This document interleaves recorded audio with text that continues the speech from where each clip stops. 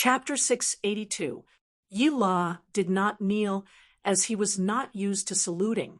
Instead, he placed his right hand in front of his chest and made a salute similar to the Mongols. Yi La, you only have 3,000 men.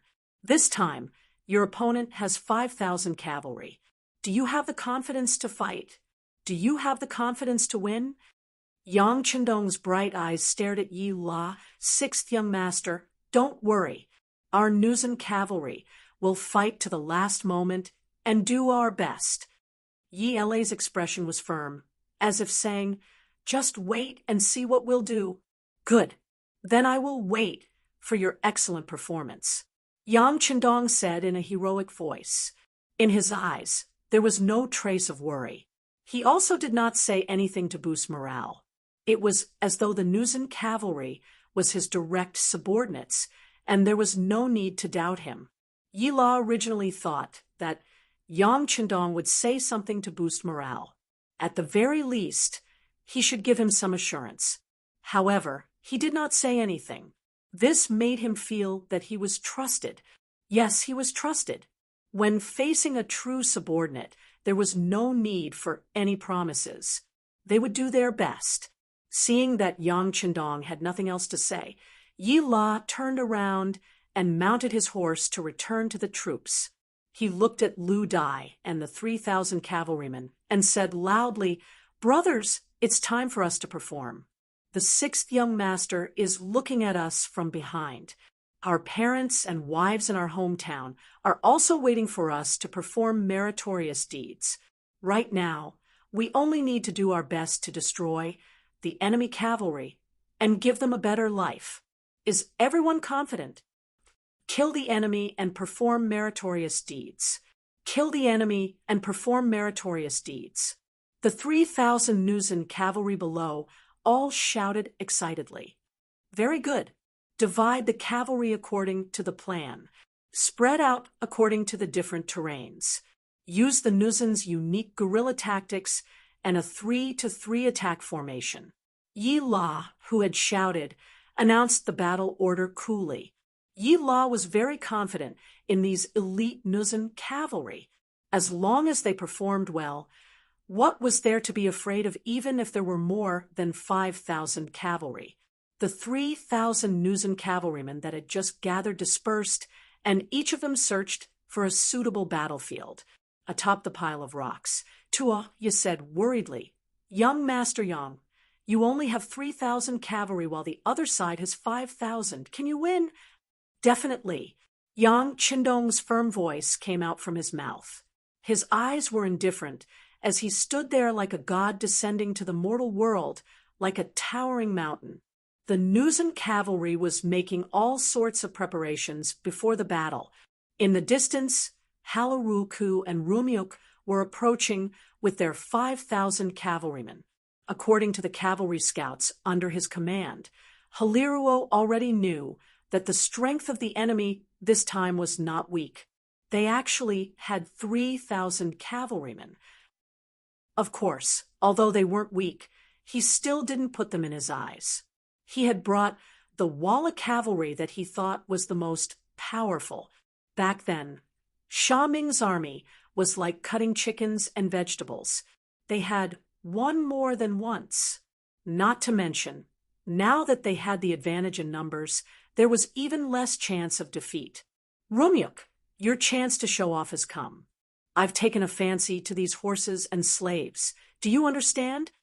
Haliruo's eyes revealed a trace of ruthlessness as he spoke. Young master, don't worry. Rumyuk patted his chest and promised. His thoughts were the same as Haliruo's. His limited vision made him believe that the Walla cavalry was the strongest in the world. As for the previous loss to the 100 or so black cavalry, that was only because the enemy's equipment was too good. That was a special case. Cavalryman, attack with me. Taking out the saber at his waist, he leaned forward and waved it. Under Rumyuk's loud roar, the 5,000 cavalrymen behind him moved. Like dumplings being dropped into a pot, the cavalrymen charged forward one after another. Tens of thousands of horses galloped forward, their shouts shaking the sky. Under the dry weather, bursts of smoke and dust rose up. From afar, it looked like a huge sandstorm that wanted to swallow everything. In terms of momentum, the Vala cavalry's performance was still very good. However, because of the terrain, the war horses were unable to gallop on the sharp stones. The originally huge flood had no choice but to split up in the middle and charge towards the small battlefields that the Nuzen cavalry had set up. If it was in a wide area, the cavalry would compete in momentum. The morale of the troops, the number of soldiers, and the bravery of the soldiers would all play a decisive role. Once one side's formation was disrupted and broken, it often meant that the balance of the battle was tipping. It often meant that the battle was about to end. Yang Chendong used the terrain in advance to suppress the Walla cavalry's advantage in numbers. This competition was based on the morale, courage, and martial arts of both sides. Yang Chendong was extremely confident in all of these. He had spent a lot of effort to subdue the Nuzen cavalry. He firmly believed that this time they would be able to deliver a perfect result. No one knew better than him how the future Nuzen cavalry became slaves and how they replaced the Ming dynasty to establish a new dynasty. In addition, these Nuzen cavalry were equipped with the sharpest sabers. There was no way they would lose. There was no reason for them to lose. The smoke and dust in the sky greatly affected the effect of watching the battle. When the two sides fought, both Yang Chendong and Hararuo could not see the situation on the battlefield. However, the two of them were not in a hurry. They seemed to be full of confidence in their cavalry. They even firmly believed that the moment the battle ended, the winner would be them. Compared to the calmness of these two people, Tuoya looked as if she had lost her soul. If the Khan sent reinforcements, they would only appear there. But when would they arrive? On the battlefield, the smoke and dust in the sky also affected the knights on both sides. Fortunately, this was not the first time they had fought on the battlefield. As veterans, they knew that being impatient would not solve any problems. Only by believing in the sabers in their hands, believing in the war horses under them, and killing more enemies would they be able to obtain the final victory. One of the Walla cavalry lost contact with his comrades because of the obstruction, but he did not panic. Instead, he held the saber in his hand and carefully sensed everything around him. While continuing to find his comrades, he was also on guard against the sudden appearance of enemies. Suddenly, there was movement on the right side of his body. Out of instinct, the Walla cavalry raised the saber in his hand. The moment he saw that the other person was not his comrade, he quickly lowered the saber in his hand. Under the powerful force, the saber collided with the saber on the opposite side. Dang! With a crisp but powerful collision, the two of them paused at the same time, and then separated immediately upon contact. Both sides were prepared for this strike, and no one was able to gain any advantage. The two figures crossed each other, turned around, and slashed out again. It was almost the same tactic, the same posture, and the two sabers collided again. Then one of the sabers suddenly broke from the middle. The broken weapon was naturally the saber in the hands of the Vara cavalry. If it was not for the huge impact, perhaps his saber could have held on for a while. But when both sides used their full strength, after two clashes, the advantage of weapons was highlighted. The saber actually broke from the middle, and cold sweat instantly emerged from the body of the Walla cavalryman. Although it was June, and the weather was very hot, he did not know why he was sweating all over. He did not know why. But since the saber in his hand broke from the middle, the next thing to do was to escape.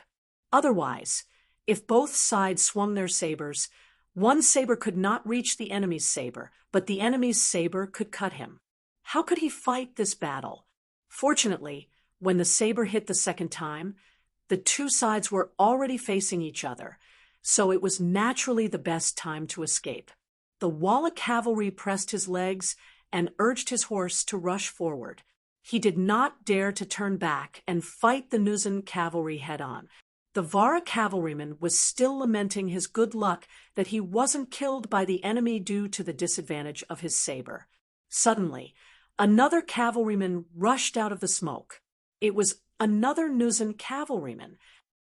Out of instinct and habit, the cavalryman slashed forward with his saber. However, he had forgotten that the saber in his hand had already been broken in half. Not only did his saber not hit his opponent, it was his opponent's saber that landed on his chest instead. Blood splattered, and a warm stream splashed on his face. While the Walla cavalry felt these changes, the strength in his body was quickly drained at this moment. He wanted to say something. For example, if it were not for the broken saber, he would not have died. But now his chest was split open, and his bones and organs were exposed. No matter how he opened his mouth, he could not make a sound. Plop! With no strength left, the Walla cavalry finally fell from the horse. He looked at the sky with his eyes wide open. Perhaps this moment was a relief for him. This was just one of the many places on the battlefield. In fact, the same scene was happening all the time. Not long after the battle, countless Walla cavalry died because of the broken saber. They may be good at fighting, or they may be good at riding. But how could they defeat the equally powerful Nuzan cavalry with their bare hands? One by one, the Walla cavalrymen were hacked to death and fell from their war horses, causing a cloud of dust to fly into the air. Outside the battlefield, Horror did not know that the scales of victory had tilted to the other side. He was still dreaming of the victory. Chapter 683. Due to their position being higher than the ground, Yang Qindong, Tuoya, and the 5-starred flag beside them were still clear and dazzling. All of this fell into the eyes of Hali Ruo, and he couldn't help but reveal a trace of hatred. A man couldn't tolerate the hatred of killing his father and stealing his wife. Although Tuoya wasn't his woman yet, and she hadn't even acknowledged it, Haliruo had long considered her as his woman. Since she was his woman, he could give her away, but he definitely wouldn't allow her to act on her own. Seeing her riding on a horse beside a handsome young man, glancing left and right, and even saying something from time to time, Hararo was burning with jealousy. He stretched out his hand and pointed forward. "Go, send someone up there and kill that man. Snatch that woman for me." Since it was the first battle, Lumek didn't send out all of his cavalry. The enemy only had 3,000 cavalry. He only needed to send out 3,000 cavalry to clinch the victory. As such, he still had 2,000 cavalrymen by his side. Once the young master gave the order, Lumek immediately complied. He pointed at 2 centurions and said, "You two take the men from our main force and capture the person on the short rock. Remember, the man can die, but the woman must be brought back alive." "Yes," the 2 centurions who were called out replied proudly. 200 men chasing after a few people. In their opinion, General Lumk was being too cautious. Of course, they didn't know about the existence of the Black Cavalry. Otherwise, they wouldn't have thought of courting death. Yes, these 200 Walla cavalry were courting death. Only 200 people dared to have designs on Yang Qindong, not to mention him personally taking action. Just the 100 over Black Knights by his side would be enough to make them doubt their lives. The 2 groups of 200 cavalry didn't charge into the battlefield. Instead, they took a detour to the pile of rocks. With the speed of their war horses, they arrived at the left and right sides of the pile of rocks in less than an incense's time. The 200 cavalry approached with smiles on their faces. "Release the arrows." Just when they thought they could reel in their prey, a wave of arrows pierced through the air. Over 100 arrows suddenly appeared from 2 different directions, flying towards the Walla cavalry that was still filled with anticipation. Clang! Caught off guard, the Walla cavalry took out their shields or made all kinds of difficult dodging movements. The arrows flew past them. Most of them dodged, and only a few were hit. However, they weren't in critical positions and didn't threaten their lives. Although the arrows didn't kill anyone, they effectively stopped the Walla cavalry's charge. Just when they were cursing and saying that it wasn't a gentleman's action, a large group of cavalry in black armor suddenly appeared on the 2 sides of the pile of rocks. Not only were they wrapped in black armor, but they also had black masks on their faces. Even the war horses under them were equipped with iron armor. They were armed to the teeth. Looking at the cavalry in black with a green helmet, the 200 cavalrymen couldn't help but be startled. This was the first time they had seen such an enemy. Silence, no sound, only the sound of the horses' hooves moving forward. The sound was like a drum that smashed into the hearts of every Walla cavalry, and the horror on their faces became more and more intense. At this time, the rhythm of the battlefield was completely taken over by the black cavalry. The hard training of the guards was effective at this time. The silent battle cry spread out endless murderous aura and shrouded the 200 Walla cavalry. Gulp! A centurion of the Walla unconsciously swallowed a mouthful of saliva, then nervously wiped the sweat dripping from his forehead, and said in a trembling voice, "Fight with me." Only the heavens knew how much effort it took for him to say those words. Fortunately, he still managed to say them in the end. He didn't know why, but after saying this, he felt his mind relax, as if he had just completed a very difficult task. The other Walla cavalry also let out a sigh of relief at this moment. Then one by one, they gathered their courage, raised their sabers, and reappeared with the murderous aura from before. The 100 black cavalry were already ready at this moment. Almost at the same time when the order to fight with me sounded, they spurred their horses forward and charged towards the 200 Walla cavalry. The sharp saber was raised high, and then, with an unstoppable momentum, it fell from the sky and chopped down on the bodies of the Walla cavalry that were charging towards them. The Black Knights did not need to defend, and only needed to attack. They swung their sabers at the bodies of the Walla cavalrymen, allowing the other party to slash at their bodies, turning a deaf ear to it. The 2 sides crossed each other, but there was no sound of sabers clashing like usual. There was only the sound of sabers slashing on the black armor and the sound of sabers slashing on the body. After passing by each other, the 2 sides turned back and faced each other again. In the process, one by one, the Walla cavalry fell from their horses. The sabers were so sharp that some of the Walla cavalry had already been cut off by the sabers, but the blood didn't have time to flow out, and they still had the opportunity to turn their horses around. However, death was death. Half of the 200 cavalrymen had died in battle, just because they made one extra move. They originally looked like they had the advantage in numbers, but at this moment, they were reduced by a lot. This scene made the surviving Walla cavalry tremble uncontrollably. There was no lack of desperados among them, and they were not afraid of death. But the way they died was still too strange. It was so strange that it made them feel cold, and they were at a loss of what to do, and they couldn't see any hope. There was still no sound, and the hundreds of black cavalry launched a second charge as if they had discussed it beforehand. Facing the oncoming black cavalry, there was no change in their expressions. The Walla cavalry was no longer as arrogant as before. On the contrary, a few of the more timid ones turned around and fled. They could see that there was no chance of winning against such an opponent. If they continued to stay, they would only be courting death. The Walla cavalry that turned around and fled was like a plague, and when it spread to the other Walla cavalry, they also turned their horses around and wanted to leave. It was just a head-on confrontation, but the morale of the opposing army was completely disintegrated at this moment. It had to be said that the Black cavalry was too strong. In the face of the Black cavalry's charge, the Walla cavalry that was one step behind had no way to escape.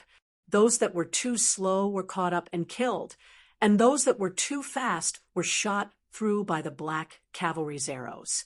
They fell on the road of escape. The 200 cavalrymen came with an aggressive aura, but when they really fought, they couldn't even withstand a single blow.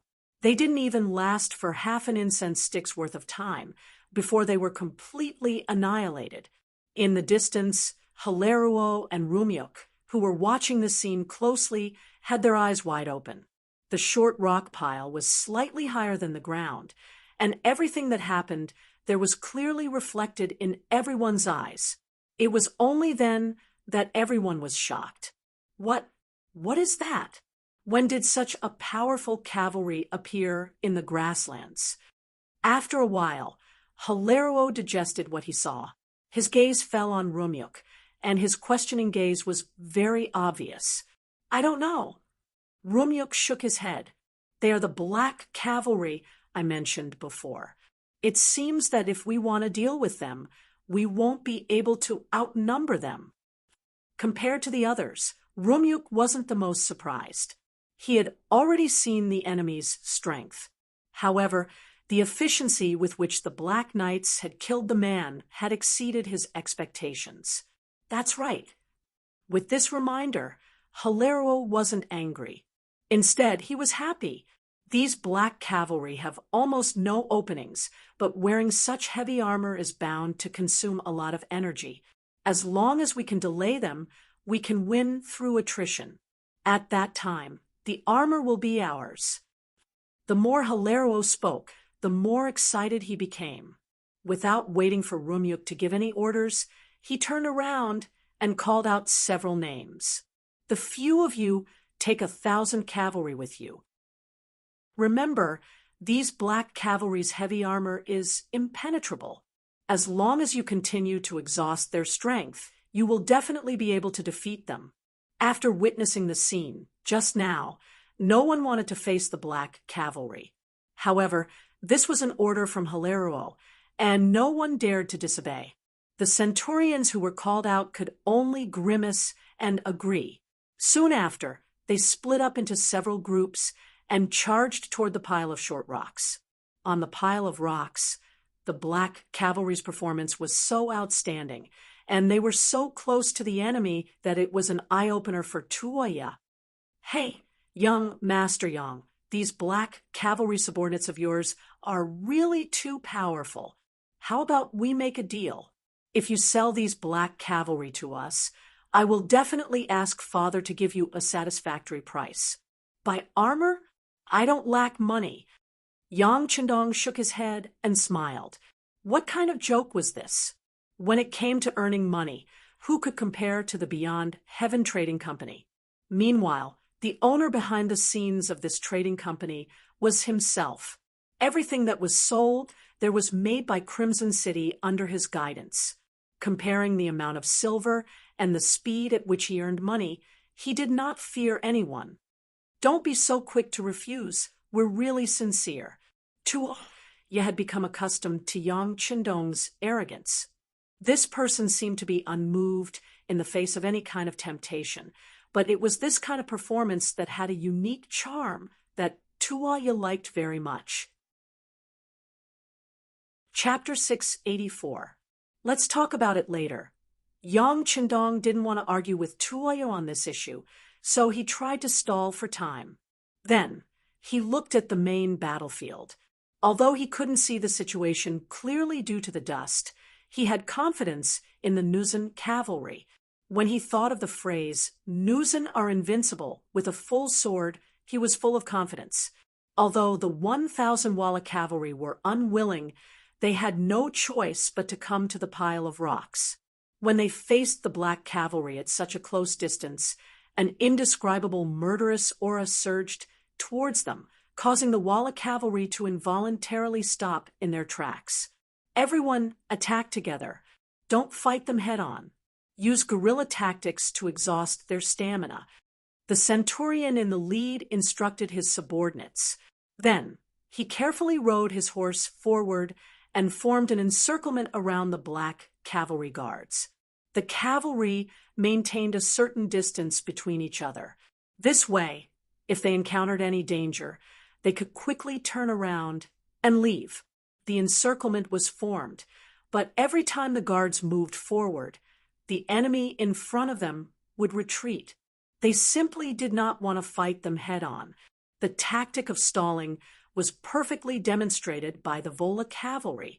When they were forging the black armor and warhorse chainmail, Wu Hua had said that although they had raised the quality of the armor to the highest level, armor was still armor and still had some weight. When two armies fought, it might not be obvious in a short period of time. However, if the battle dragged on, the problem would naturally be exposed. Wu Hua only had the ability to forge armor. He didn't have any way to deal with the problems and things that might happen on the battlefield. Regarding this, Yang Qindong didn't insist. Instead, he called Qiu Vi and Dao Xiao over and told them how to solve the problem. 1. Alternate resting. This meant that if the enemy was too far away and wanted to use a war of attrition to deal with them, then half of the members would rest, and the other half would be on guard. This way, they would have enough energy and stamina to kill the enemy on the battlefield.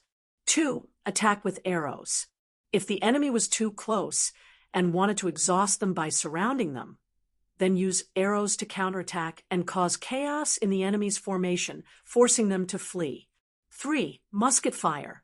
If the enemy's encirclement was set up far away, about 1 li away, then they would not be able to rest at ease, and if the range of the arrows was too far, then they would use their muskets to counterattack, killing the enemy when they least expect it and killing the enemy when they are helpless. To sum it up, the safety of the team members was their top priority. As for whether the appearance of the flintlock would allow others to guess their identities, they couldn't do so much in a situation where their lives were threatened. Yang Qindong's plan was very comprehensive, taking into account the distance and any possible situation. Therefore, when they saw that the other party was only surrounding them without attacking, no matter if it was Chou Wu, Dao Xiao, or the other guards, they did not feel frustrated at all. Instead, they followed the plan and took out their bows and arrows, launching a fierce counterattack. The Walla cavalry was less than 100 meters away from the black cavalry, which was the best range for arrows. When arrows were taken out from the quiver, they pierced through the air and greeted the Walla cavalry, and a one-sided massacre began. At such a close distance, and with the strict archery training, the black cavalry could not say that they were always accurate, but at least 30% of their arrows hit their opponents. This was because the Walla cavalry only needed to dodge and did not need to think about attacking. Otherwise, this accuracy would have been even higher. As for the Walla cavalry, when faced with the arrows of the Black Knights at close range, there would always be someone who would be hit by the arrows one after another. Some of them would be killed by the arrows and fall from their horses. If they were injured, they would lie on their horses and lose their ability to fight. The feeling of being a live target was naturally not good. The Vola cavalrymen also began to retaliate with their bows and arrows.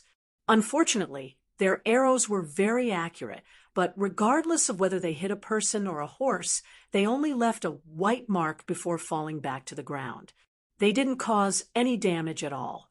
This was not an exchange of arrows, it was a massacre. With no choice, the Walla cavalry could only retreat and get out of the effective range of the arrows. Charge! Captain Qiu Vi of the Black Cavalry seized this opportunity. When the Walla cavalry formation was in chaos and retreated, he suddenly launched a counterattack and caught the Walla cavalry off guard. In the process, hundreds of knights died under the sharp sabers of the Black Cavalry. The initiative was completely in the hands of the black cavalry. Although the Walla cavalry had the advantage in numbers, it was difficult for them to say anything. They could only follow from afar and did not dare to get closer, taking advantage of the gap.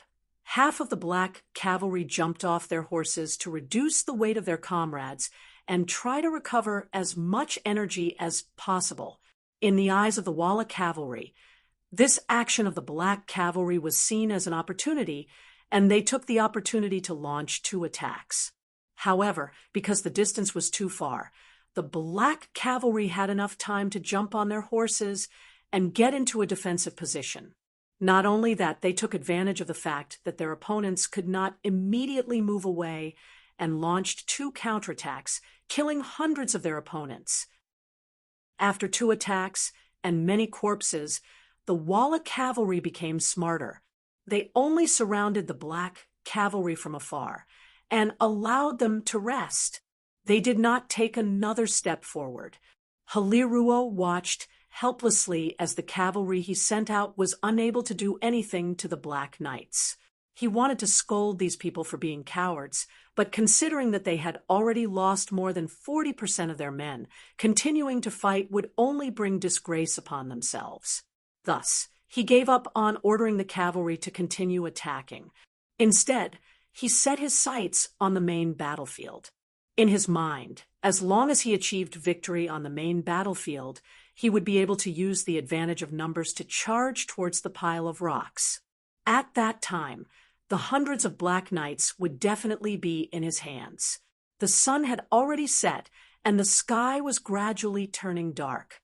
The dust on the main battlefield did not fly as high as it did at the beginning. The dust did not rise, which meant that the main battlefield had already reached a conclusion. At this moment, both Yang Qindong and Har were doing their best to keep an eye on the battlefield.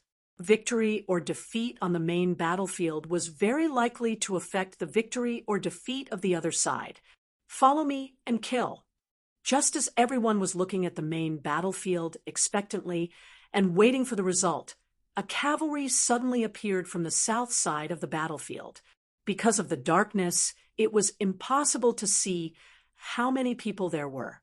However, judging from the battle cries, it was not a small number. Are these the enemy's reinforcements? Har stood on his horse and listened attentively. His expression was not good. He relied on the strength and numbers of the Walla cavalry. He did not know the result of the battle, but his advantage in numbers was getting smaller and smaller. I don't know. Lumik shook his head. He really did not know who these people were. Speaking of which, this was the first time he had seen Yang Qindong.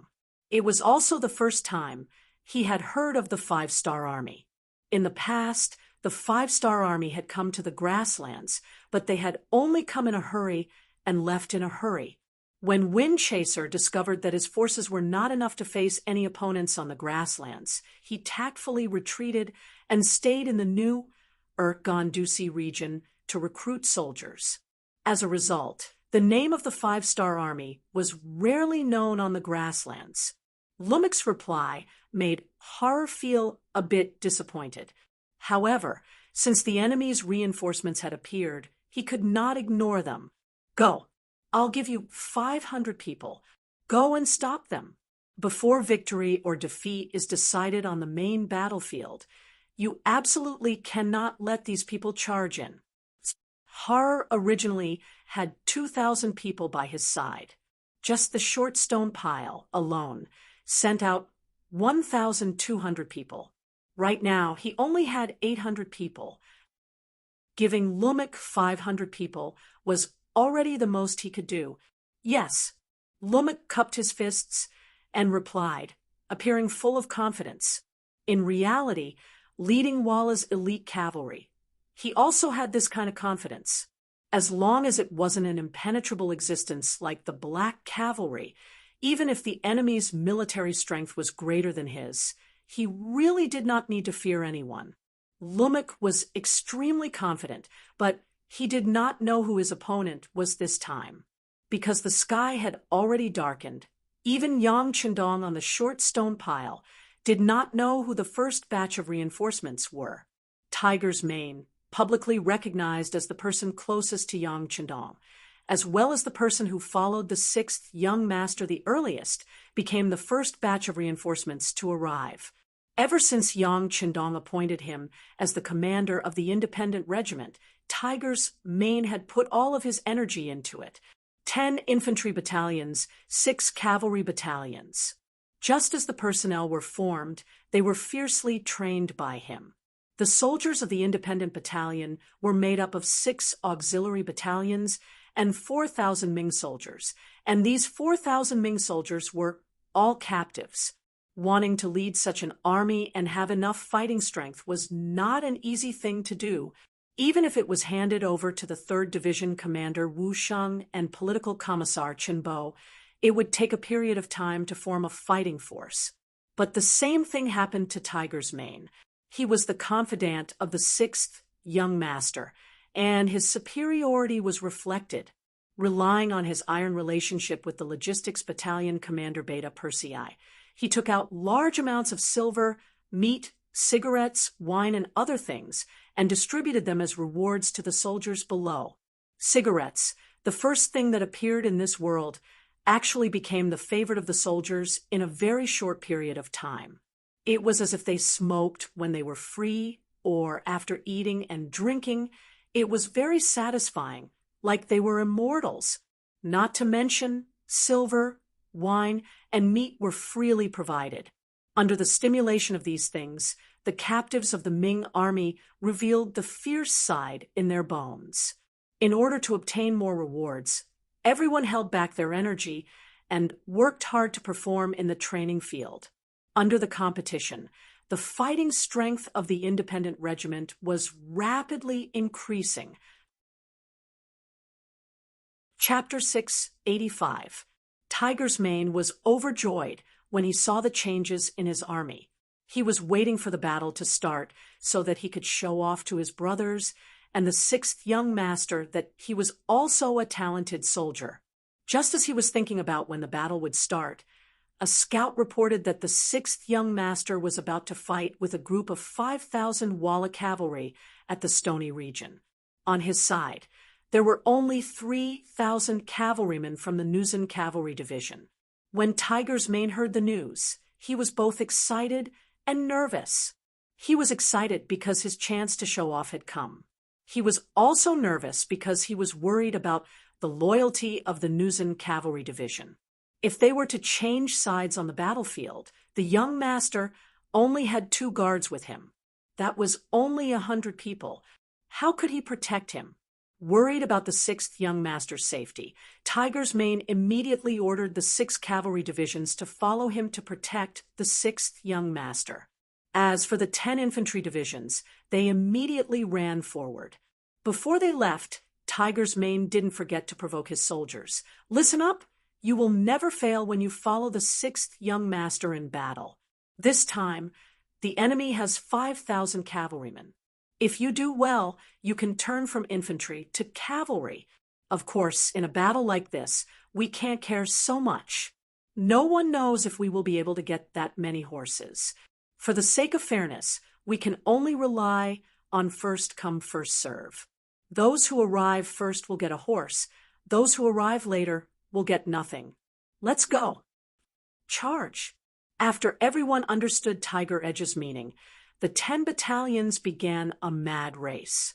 It was as if they were afraid that they wouldn't be able to get a war horse if they were late. Everyone ran with big strides, as if they were afraid that they wouldn't be able to get a war horse. As for Tiger's Mane, he had already led the 6 cavalry battalions and was the first to arrive on the battlefield. Once they entered the battlefield, the sky was getting dark. Tiger's Mane didn't have time to analyze the situation. But from the looks of it, the young master's safety should be guaranteed. Since that was the case, he would kill the enemy first. The more enemies he killed, the more his side would gain victory. Coincidentally, Tiger's Mane was still thinking about how to find an opponent when Lummock appeared with 500 Walla cavalry. The uniforms of the two sides were completely different. With just a glance, Tiger's Mane could determine that the other party was an enemy.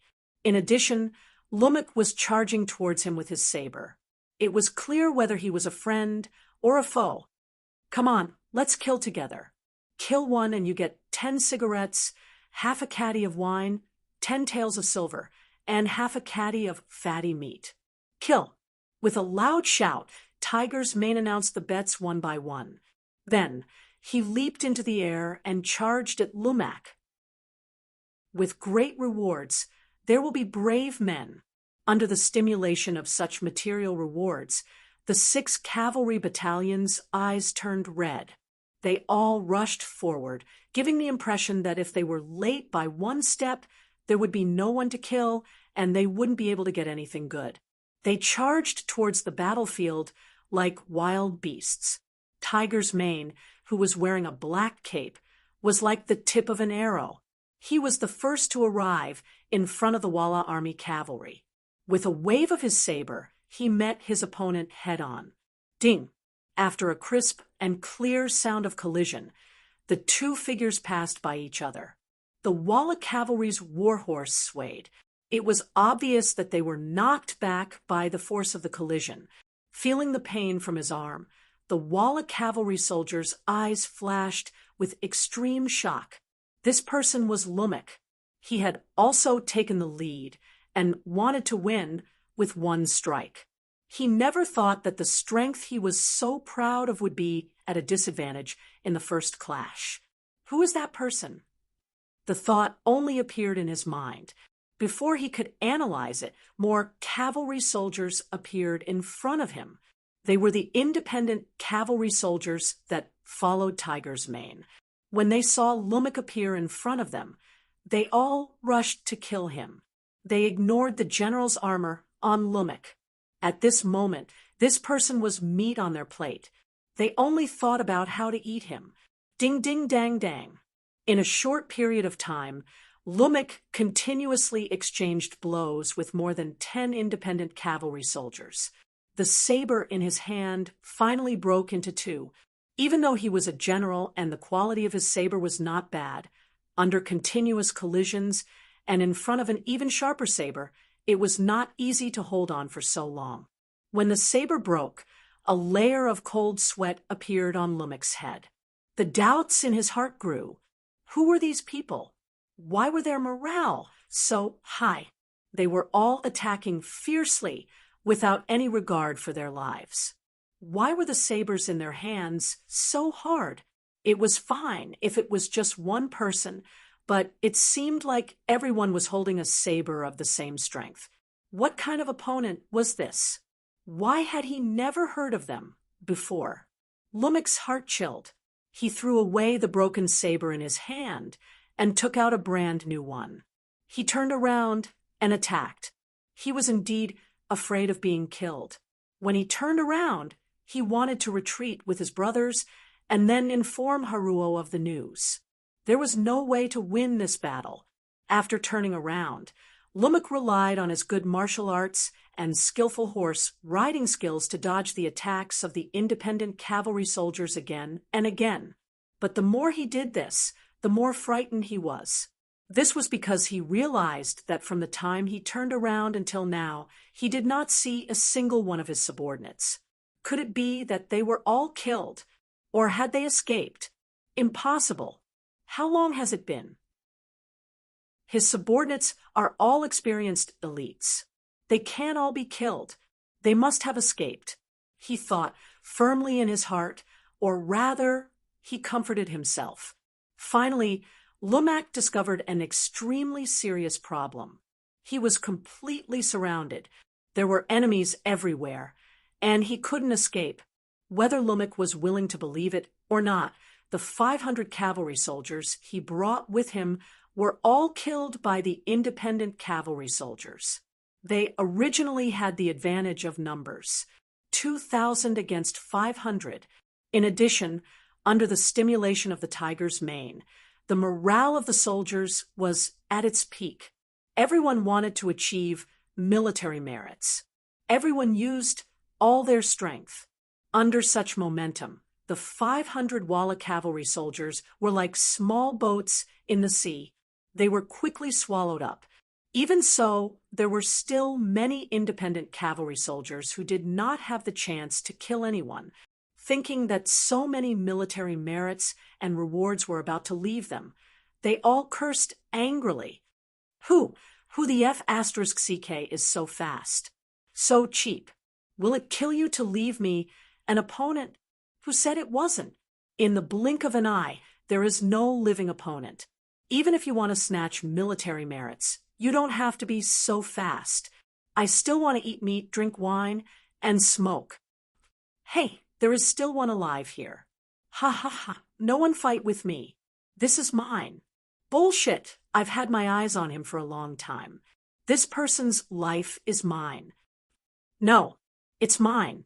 It belongs to whoever kills him. Go.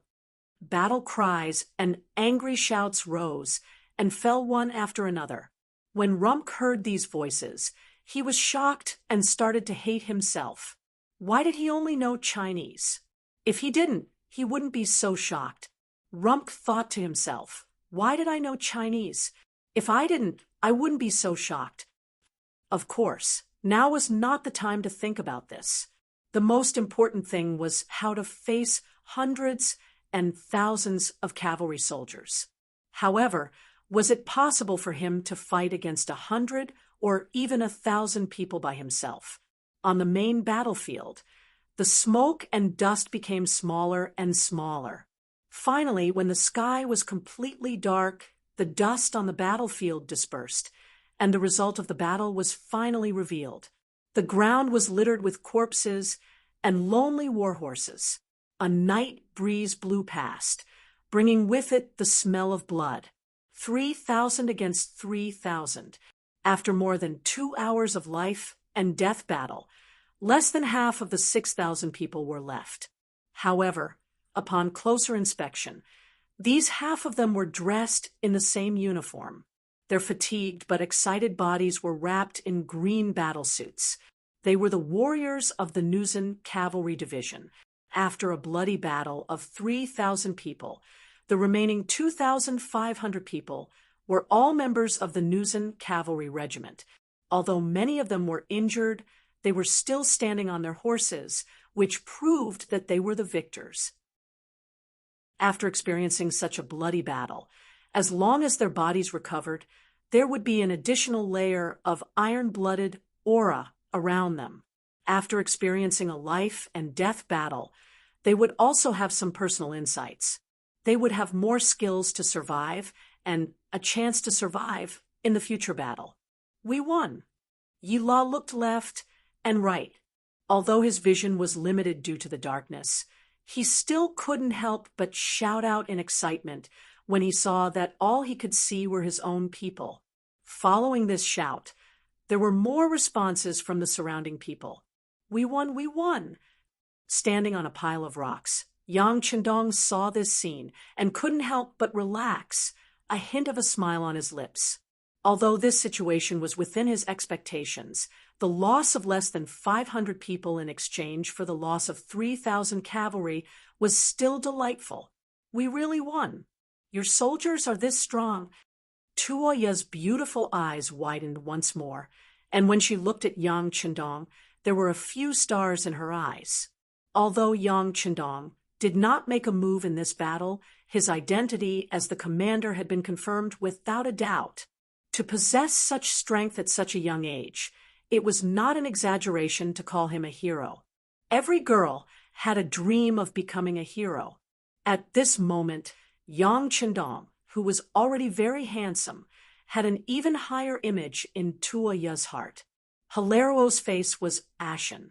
He had never expected such a result and could not accept it. The Vala cavalry had always been synonymous with the elite cavalry in the past few years. When facing the great Ming and Tatar cavalry, they were not afraid. So how could they be defeated today? Chapter 686. Young Master, General Lumek's army has been completely annihilated, and the general has also died in battle. We should withdraw. A guard rode up to Hilaro and spoke in an urgent voice. He didn't directly say that they had lost, and only said to withdraw. This was already giving Hilaro a lot of face. Although the young master couldn't figure out the reason, his desire to live still prevailed. Okay, we'll withdraw now. Withdraw. Young master, should we inform the others to retreat as well? Another bodyguard seemed to have suddenly thought of something as he asked. No need. Let them stay and block the enemy. The rest of us will withdraw. Hilaro had completely calmed down. It was precisely because of this that he said this. From this point alone, it could be seen that he was a ruthless person who would do anything to achieve his goals. Under the cover of darkness, the chaos on the battlefield, and the lag in information, Hilaro escaped without a word. What he left behind were the corpses of nearly 5,000 cavalry, including Lumik and the captives. Hilaro made a very smart choice and left with less than 10 guards, so no one discovered his tracks. It wasn't until the battlefield was cleaned that they discovered that his corpse was nowhere to be found. But this wasn't important. What was important was that they had won this battle.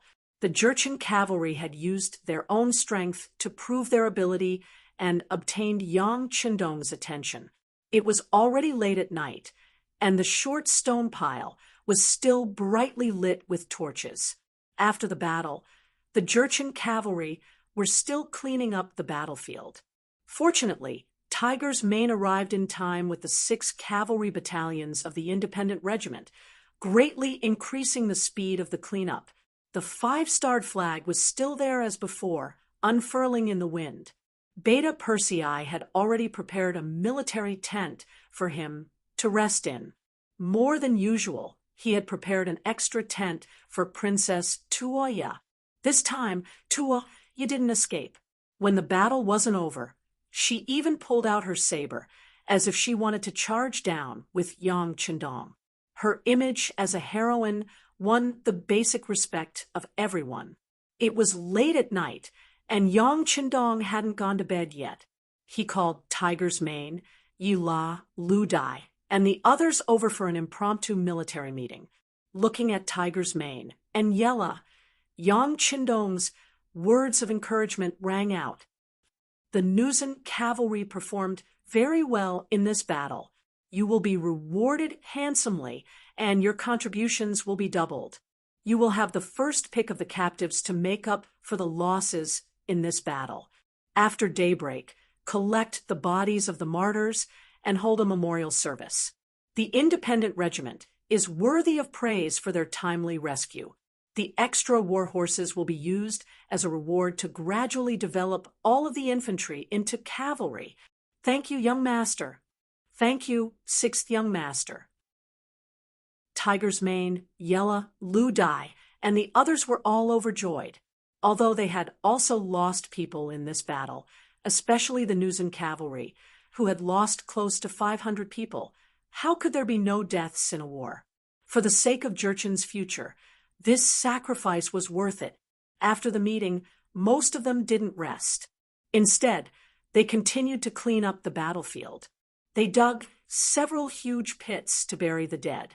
This was also a form of respect for their opponents. Otherwise, in such an environment, the corpses of the dead soldiers would end up in the crows' hands. Summer nights were always very short. At around 3 o'clock, the sky had already begun to brighten. The field of vision was vast, and the speed of cleaning up the battlefield became even faster. After burying the dead, Yela and Lu Dai also selected 500 elite soldiers from the captives. As long as they trained a little, they would be able to make up for the losses in the previous battle. Tiger's Mane counted the number of war horses. There were more than 4,000 of them. When the 10 infantry battalions arrived, all of them could be turned into cavalry. The cavalry and horses were like brothers. It was precisely because of this special relationship that when the cavalry charged, very few people would take the initiative to hurt the horses. Unless they couldn't fight, otherwise no one would deliberately hurt the horses. In this way, it was convenient for the 5-star regiment and helped the independent regiment. When the sky was completely bright, breakfast was already ready. Smoke rose in spirals from the kitchen, and the aroma of meat floated everywhere. Tuoya also woke up from her sleep in the tent. She looked at the 5-star army with a curious expression on her face. Breakfast was ready, but the 5-star army didn't satisfy their appetite. Instead, they gathered together and held a memorial service for the dead soldiers under the leadership of Yang Qindong. Their achievements were read out loud. Even the names of the people were read out by Yang Qindong. Many of the Nuzan cavalry cried at the scene. Obviously, after this memorial service, they were moved by Yang Qindong's actions and became more united.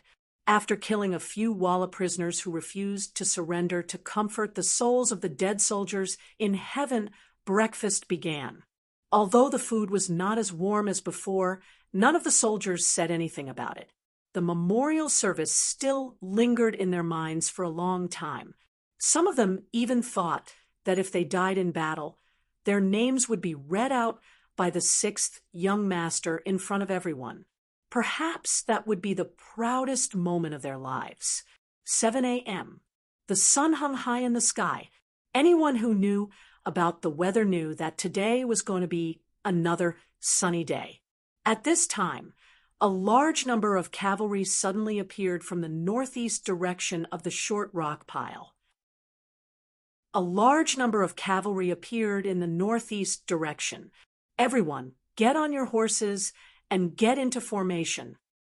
After the scouts at the front reported the news, the 5-star army became lively. No matter if it was the Nuzan cavalry or the soldiers of the independent regiment, no one felt afraid at this moment. Instead, they all revealed a firm fighting spirit. Perhaps people would die in war, but for some people, wasn't it a chance to show off? Tuoya stood at the highest point of the short rock pile and looked from afar. When she finally saw the enemy's flag, she jumped up like a little girl.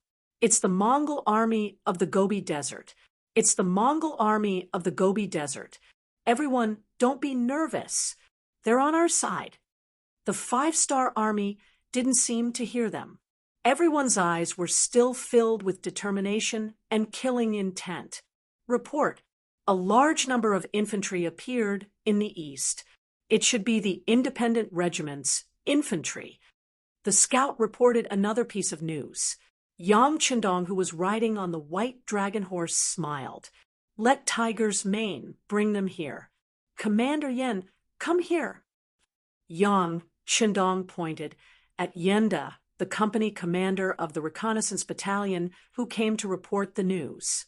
While the latter looked excited, Yang Qindong called him to his side and whispered something to him. Then he nodded repeatedly and spurred his horse away. Soon, he disappeared without a trace. Tuoya didn't look at what Yang Qindong was doing. After seeing the 5-star army's strong fighting spirit, she was still full of fighting spirit even though she didn't have much rest last night. She left on her horse and went straight to meet the Mongol army of the Gobi Desert. After seeing the 5-star army's fighting strength, she didn't want her own army to be enemies with them. That wouldn't be a good thing. As soon as Tuoya left, Beta Persei came to Yang Qindong. Young master, Princess Tuoya still has a good impression of you.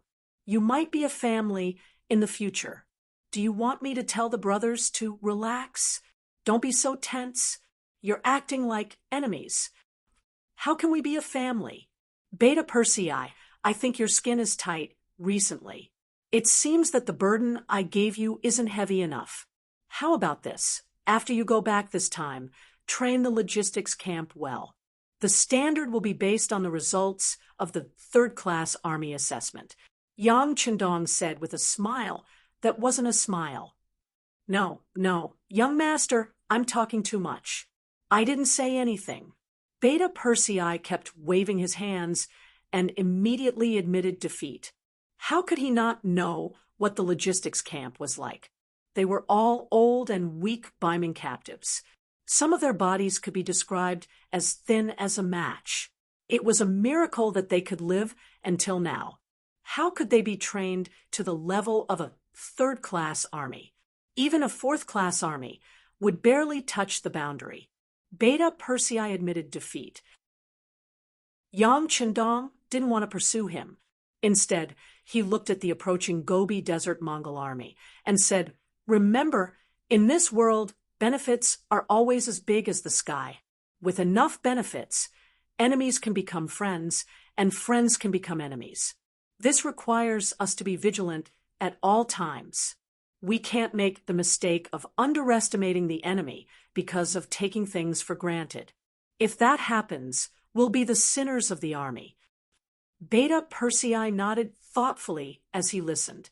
Only Yang Chendong knew that the five-star army could be considered as a lone army on the prairie. Any force here could become a friend or an enemy. Once a step was wrong, it could lead to eternal damnation. As the commander of an army, he must be careful. Tuo rode a horse to meet the approaching Gobi Desert Mongol army. In the leading position of the army, she saw a middle-aged man in his 50s. A woman's voice of joy sounded first. "Father, why are you here?" "Tuoya." When the middle-aged man saw that the person coming from afar was his only daughter, his frosty face finally changed, and a smile appeared on his face. When the father and daughter reunited, Sudor Khan looked at his daughter and found that she didn't change at all. When he found that there wasn't a single wound on her body, the smile on his face slowly disappeared. Bao Yin came back and said that Hararuo, that bastard toad who wants to eat swan meat, brought a lot of cavalry to threaten you. Since you're fine now, where is he? Don't be afraid. Although father came in a hurry this time, I also brought 20,000 cavalry. Sud's bloodline was a branch of the Golden family. Although it couldn't be said to be completely orthodox, there was a natural nobility in the bloodline. People like him were prideful. Once someone like him decided to do something, he would have a lot of charisma. Being able to gather 20,000 cavalry in such a short time was enough to show his ability. Chapter 687. Tuoya was very touched that her father had brought 20,000 cavalrymen to save her. But when it came to Haraluo, she still said proudly, "Haraluo, he has already been defeated and fled." Ran away. Suede's expression froze. How many cavalrymen did he bring with him? And who was it that chased them away? Facing her father, Tuoya naturally wouldn't hide anything. She told him everything she had heard and seen. After she finished talking about Halaruo's defeat and Lumik's decapitation, she continued to chatter. "Father, this five-star army is very interesting. They even held a memorial service for the dead. They recited the names of all the dead soldiers. You don't know this, but many of the warriors who were still alive were moved to tears." Suede wasn't interested in this memorial service. In his opinion, they had held such a service before. Wasn't it just inviting people to cross the dead? What he was curious about was where this five-star army came from and why they were so strong. Why hadn't he heard of them before? Of course, the memorial service wasn't an ordinary one. "Tuoya, you didn't know about this," so she didn't explain. As for the five-star army's strength, it was already proven. There was no need to explain. "Tuoya, have you figured out the origin of this five-star army?" Suede was more curious about where this cavalryman who defeated Haraluo belonged to. Were they on good terms with the Mongols? Walla, what about Tatar or Great Ming? "I don't know." Tuoya was suddenly interrupted by her father. She looked a little unhappy. However, this was her father, who she had always treated with dignity and respect since she was young. She could only think about it in her heart, but she didn't dare to show it. Suede had expected Tuoya to say she didn't know, so he didn't pursue the matter. Instead, he continued to ask, "You said they fought for an entire night and didn't rest?" then they should be very tired, right? Previously, Bao Yin reported that the enemy cavalry had a type of armor that was not afraid of ordinary swords and spears. That is definitely something good. Do you think that if we attack now, these things will fall into the hands of our Mongol army? Suda's tone changed, and he looked like he was about to snatch it. When Tuoya heard this, her eyes couldn't help but widen. Father, that kind of black armor is very powerful. Even when I wanted to buy it before, they didn't have any intention of selling it. Because that thing is too powerful. Even if we want to snatch it, it won't be easy. Besides, they just saved my daughter's life. Tuoya naturally didn't want the Mongol army and the 5-star army to fight. Let's not talk about who wins and who loses first. When two tigers fight, one of them is bound to be injured. At that time, no matter who won or lost, it would not be the result she wanted to see. Tuoya's impatience had already shown on her face, and she seemed to want to dissuade him. However, Suda had already opened his mouth. Let's see. We want to buy it, but they won't sell it. Then we can only snatch it. As for battle strength, don't you have confidence in our Mongol army? As for them saving you, it was just along the way. They were saving themselves. With just a few words, he made the 5-star army look like they had nothing to do. It also revealed his determination to fight. They had just wiped out Hararuo's 5,000 cavalry and seized Zhengfeng. They had just gone through a huge battle and were exhausted. If they didn't attack now, it would be difficult to find a suitable opportunity. Kamubala secretly passed down the order. When I give the order, the entire army will charge. Since he had made the decision, Suda naturally wouldn't be disturbed by others. He gave the order in front of Tuoya. Kamubala, translated from Chinese, meant white tiger. This person was indeed the bravest general by Suda's side. Knowing that there was a battle to fight, he immediately agreed with a face full of excitement. He turned around and let his personal guard pass the message. Father, you can't. Tuoya's eyes were filled with shock. She knew the battle strength of the 5-star army. She also knew how powerful those black cavalry guards were.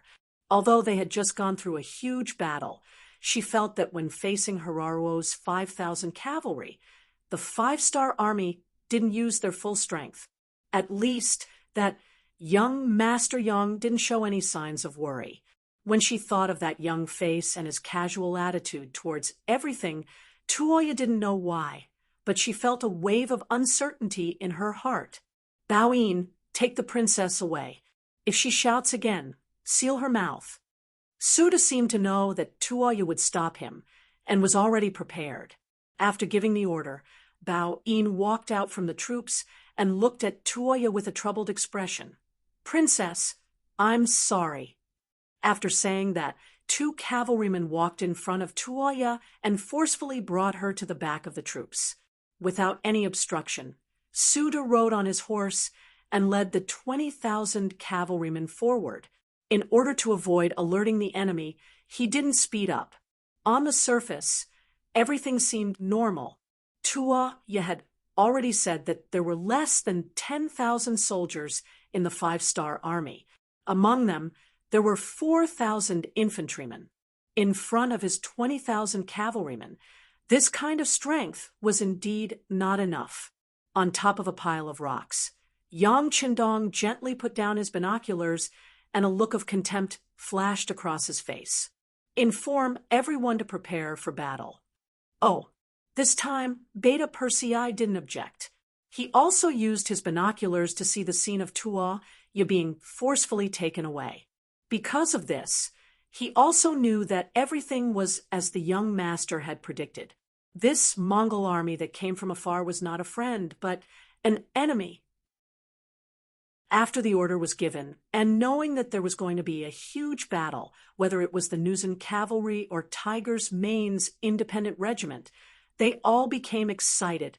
However, although the latter was excited, when he saw the 10 auxiliary troops that had just arrived, he couldn't help but scratch his head. Although they had war horses now, they didn't have time to adapt.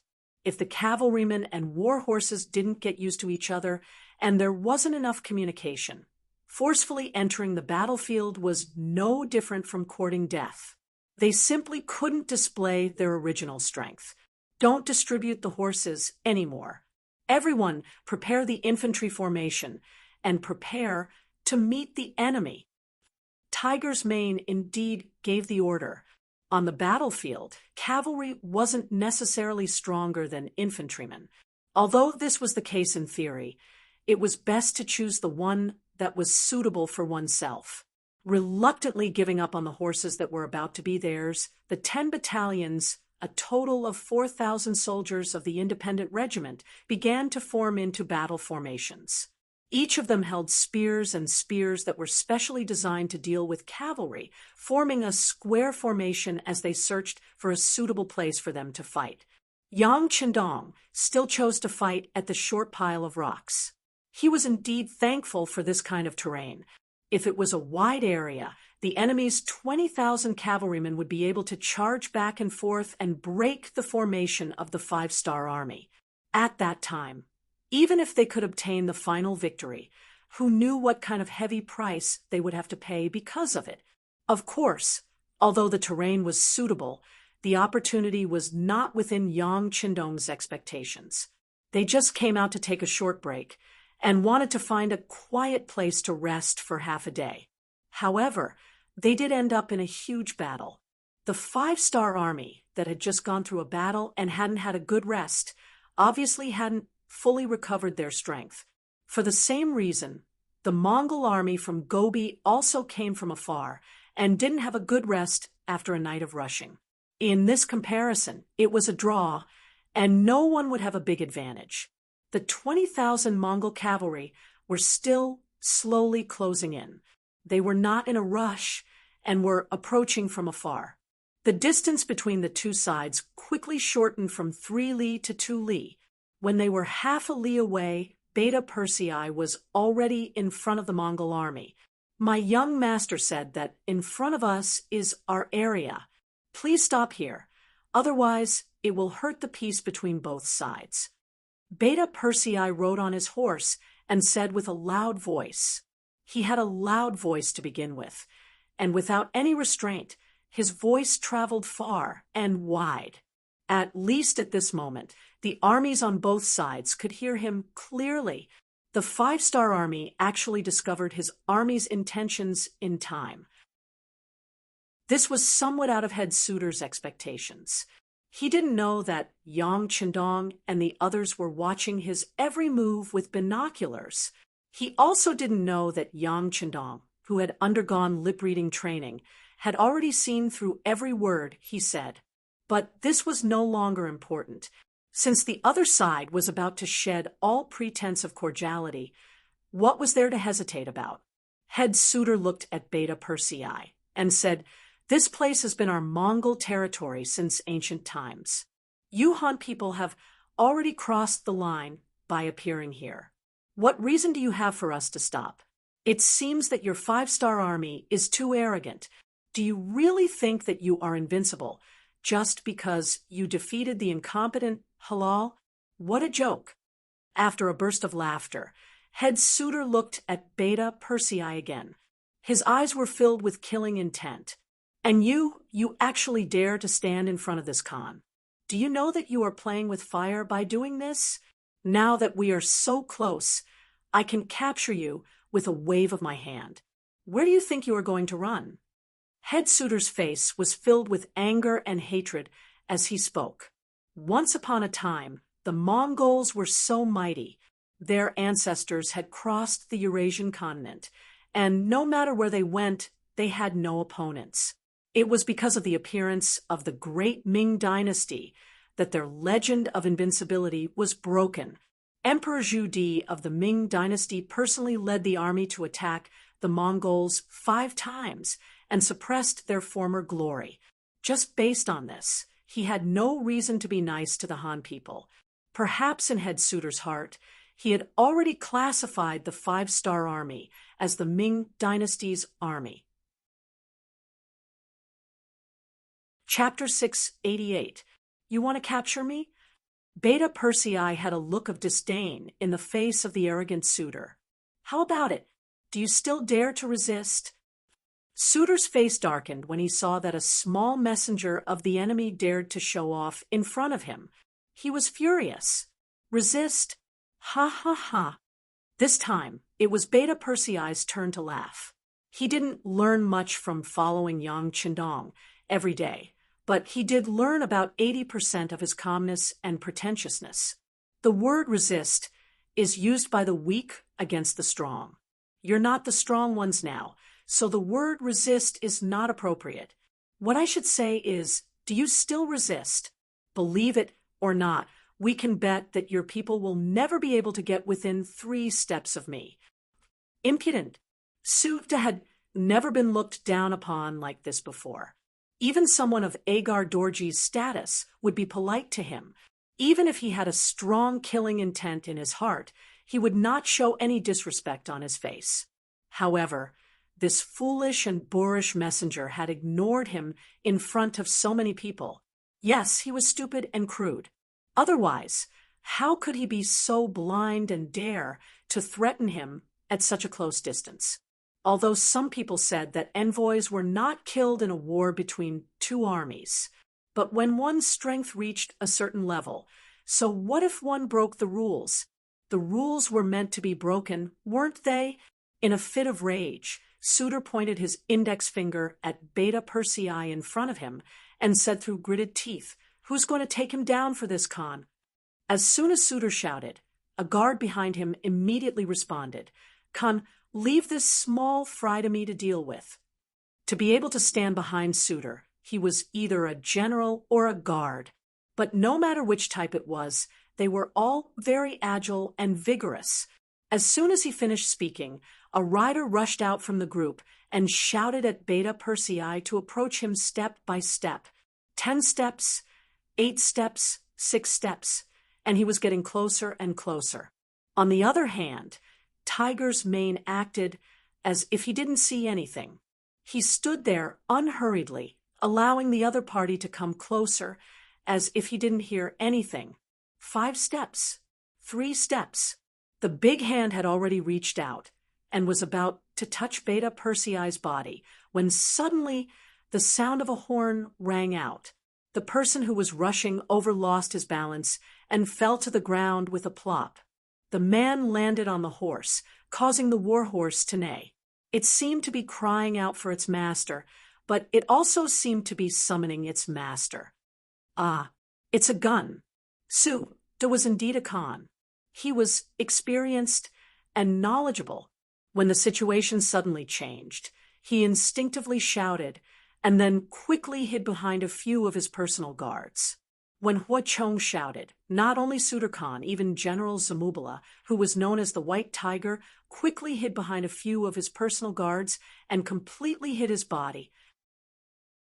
Originally, they were aggressive and wanted to capture Beta Persei and punish him. But unexpectedly, the situation changed. The people they sent out died before they could even touch the corner of Beta Persei's clothes. This change shocked many of the Mongolian cavalry, especially the personal guards who were used as shields in front of them. Everyone's expression changed drastically. They were afraid that they would become the target in the next second and die on their horses. Ha! Ha ha! Beta Persei saw the Mongolian cavalry's reaction, and he laughed mockingly. Where's the person who spoke to me just now?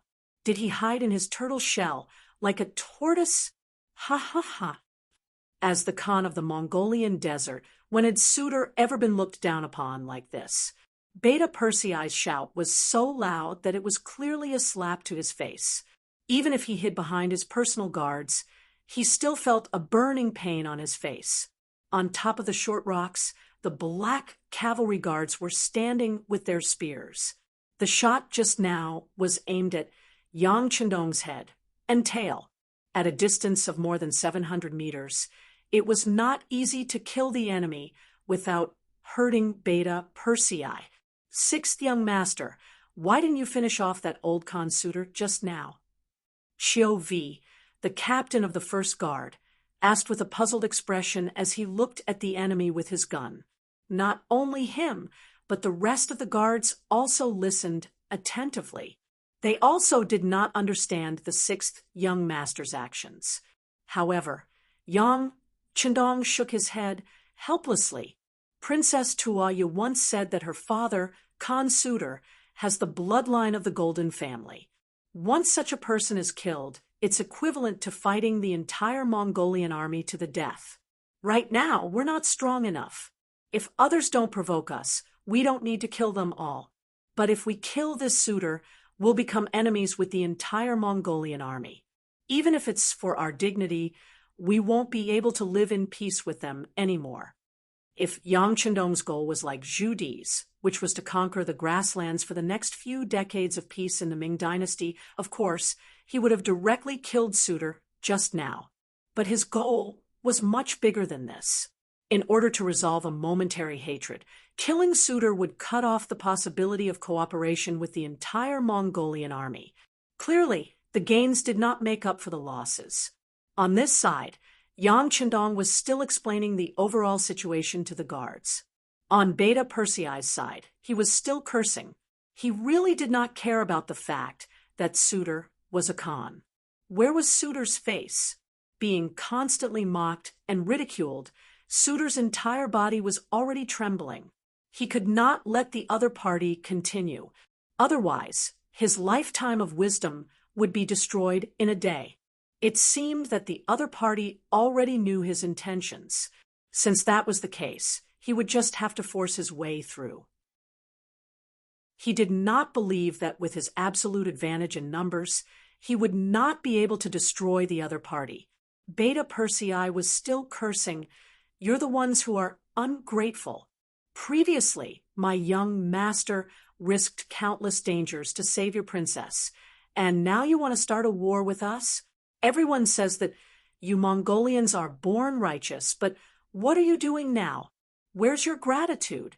Where's your sense of shame? You still have any shame? Bah! Even if we saved a dog, it would still know to wag its tail at us to express its gratitude. When we need them, they can even guard the house. But the person who saved you, you want to hurt your benefactor? Where's your bottom line? What's the difference between you and an animal? No, you're worse than an animal. Ah, I'm so angry." Suitor could not hold back anymore. Suddenly, he shouted and interrupted Beta Persei's voice. "Mongolian warriors, the other party used firearms just now. They are undoubtedly the Ming army. Thinking back, how many of our ancestors died in the hands of the Ming army? Now, the Ming dynasty is no longer the same as before. The Walla is fighting with them and has gained a certain advantage. They are no longer the world's strongest army. Now is the time for us to avenge our ancestors. Listen to my command. Charge! Charge!" General Zamubala also hid behind his bodyguard and shouted. When they were scolded by Beta Persei, many of the Mongolian soldiers lowered their heads, and the morale of the entire army dropped by a lot. Now that Suitor's shout mentioned the hatred of their ancestors, everyone's common hatred for the enemy was stimulated from the bottom of their hearts. Just as the order to charge was given, the 20,000 cavalrymen shouted and suddenly charged forward like a flood of fierce beasts. Oh my God! Beta Persei was still scolding to his heart's content when the enemy suddenly moved. He shouted and turned his horse around to leave. 1 against 10,000, no matter how strong he was, it was impossible for him to win. Beta Persei turned around and ran, accompanied by bursts of gunfire. As the bullets whistled through the air, the Mongolian cavalrymen charging at the front were shot down one by one. This hindered the enemy's attack and gave Beta Persei a chance and time to escape. Suitor, who was hiding behind his bodyguard, felt that the cavalrymen were being suppressed and could not help but shout, "Everyone, don't be afraid. Firearms are single-use items. Every shot counts. Everyone, charge together. They won't be able to hurt any of us. Charge, charge! Everyone split the gold, silver, and horses in their hands. In order to raise morale, Suda promised to split the spoils equally. As soon as he said this, the Mongolian cavalrymen, who were still hesitating, shouted and charged forward in the face of enough benefits.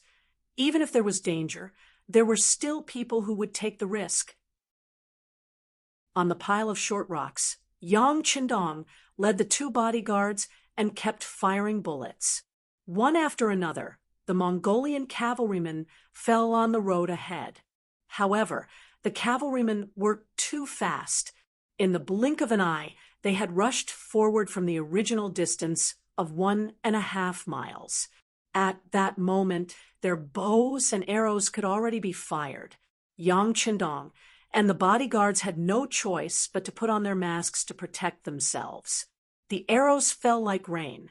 Compared to their fighting skills on horseback, the Mongolian cavalrymen, who were known to have grown up on horseback, performed very well.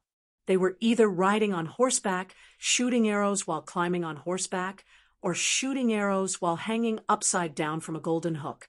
For a moment, arrows rained down like rain, landing on Yang Qindong and the others, producing a series of crackling sounds. Fire! Charge! Under the pile of short rocks, Yella led the Jurchens and started a fierce counterattack. The same arrows were shot out and landed among the Mongolian army, causing the cavalrymen to fall off their horses. Fire! Fire! At the independent regiment, Tiger's man ordered the 10 infantry battalions to fire arrows from afar. At the same time, he led 6 cavalry battalions into the designated area. He wanted to rely on the advantageous terrain and take advantage of the fact that the enemy could not fully deploy their forces to attack.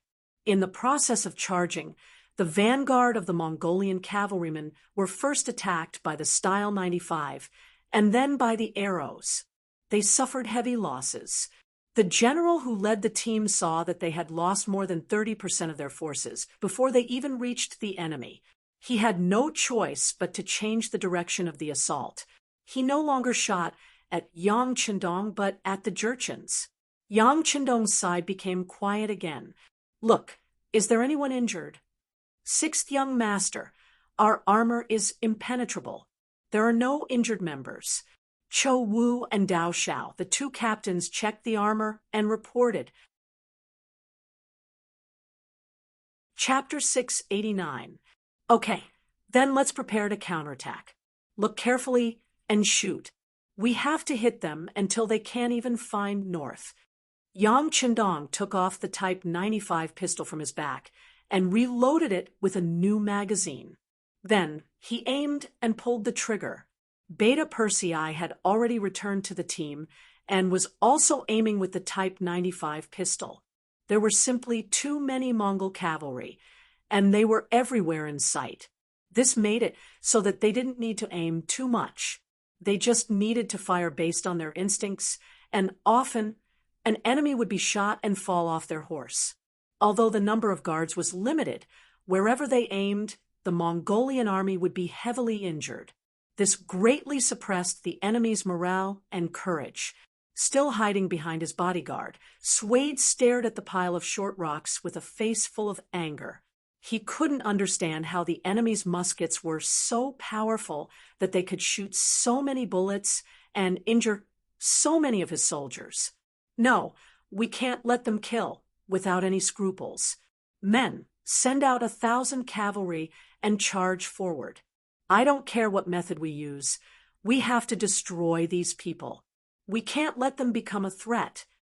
As soon as the Khan gave the order, a cavalry of 1,000 men charged towards the pile of rocks. "They're finally here." Yang Qindong had already expected that the enemy would send troops to restrain him. He sneered, "Fire at them. I want to see if they're made of iron. Facing our bullets, will they be afraid?" It was only 1,000 cavalrymen, so Yang Qindong and the guards didn't really care about them. After everyone agreed in unison, they turned the muzzles and aimed at the charging cavalrymen and pulled the trigger. As gunshots rang out, countless cavalrymen fell off their horses. Although they charged very quickly, they still lost more than half of their forces in the process. Put away your guns. Attack. Seeing that the enemy was less than 100 meters away from him, Suede immediately shouted. Yang Qindong immediately put the 95 style on his back and pulled out his cavalry saber. With a shout, he rushed towards the pile of short rocks. Along with him were more than 100 black cavalry guards. They charged down like ferocious tigers. With their sturdy armor, it was as if they had entered an unstoppable state. They could cut down and kill whoever they wanted. The Mongolian cavalry fell off their horses one after another. Streams of blood flew out and dyed the sabers red. The setting sun was like blood. The Nuzan cavalry had already been surrounded by the Mongol vanguard. Both sides were engaged in a bloody battle. Dust flew up once again, and the only thing that could be heard were the roars and shouts of killing. As the Mongolian general, Kamubala didn't choose the Nuzan cavalry as his opponent. With the idea of picking the weakest among them, he set his sights on the 10 infantry battalions of the independent regiment. The advantage of cavalry against infantry was quite obvious. Looking from afar, infantry didn't have the mobility of cavalry. They formed a square formation with 400 men. They formed a tight square formation with black shields around them to protect their own safety. Outside the square formation, there were rows of barricades. It was as if they were telling the cavalry not to provoke them or they would be hurt. Let's kill these infantry first. Zamubala said bluntly. Clearly, he didn't care about the formation of the infantrymen. The cavalry behind him was already eager to give it a try. The sabers in their hands were also ready to taste blood. As soon as the order was given, they would engulf and drown the infantry phalanx in an overwhelming manner. Kill! Zamubala raised the saber in his hand, and a crazed expression appeared on his face. He opened his mouth wide and swung his right arm forward. His legs clamped down hard, and the warhorse under him leaped forward as if their hearts were connected. In front of the infantry formation, there were hundreds of shield-wielding soldiers. They tried their best to hide behind the 1-meter-tall iron shields. When the cavalry launched their attack, waves of arrows fell on the shields like raindrops. Crackling sounds could be heard. When the cavalry attacked the infantry, they would use bows and arrows to kill them. If used well, a wave of arrows could often severely injure the enemy. When the cavalry truly arrived, the morale of the army would be crushed. In other words, the infantry could only passively defend against the cavalry's attack. It was as natural as a cat eating a mouse. However, when the 5-star army was involved in this matter, it was a completely different matter. Only defending and not attacking wasn't their habit. Split. After seeing the shield-bearers block the enemy's first wave of arrows, the battalion commanders of each infantry phalanx shouted out loud.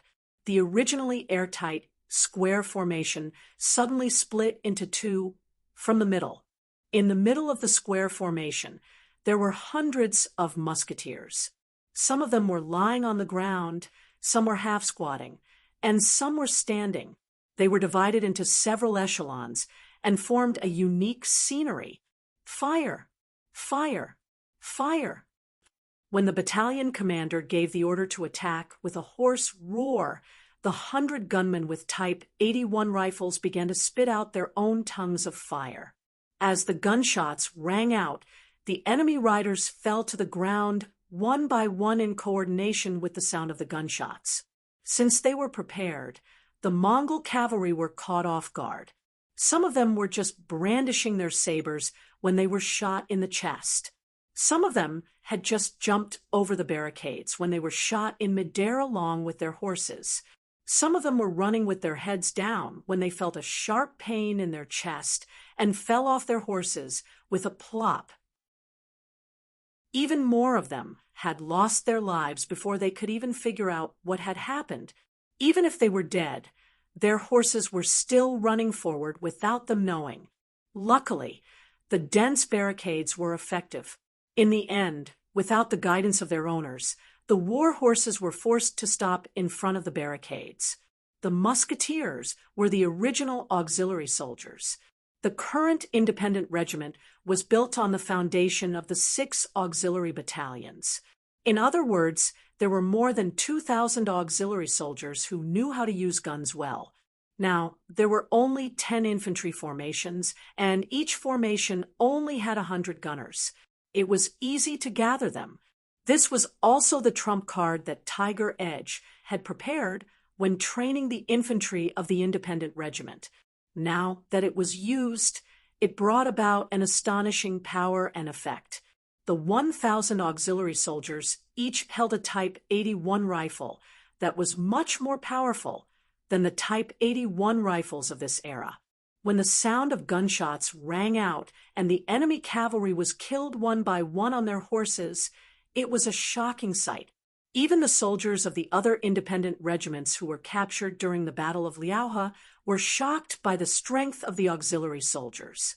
It wasn't that they hadn't seen muskets before.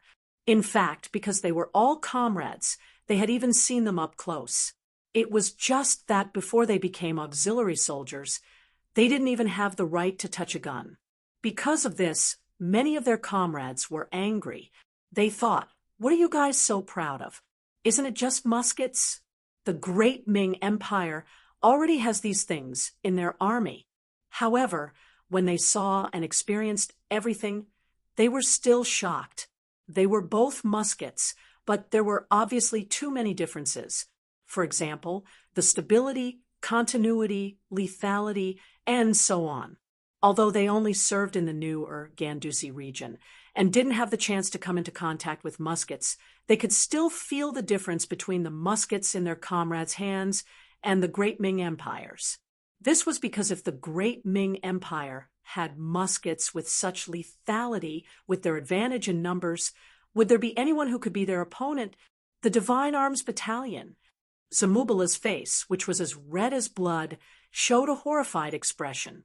Decades ago, the Great Ming Empire relied on the muskets of the Divine Arms Battalion to defeat their ancestors.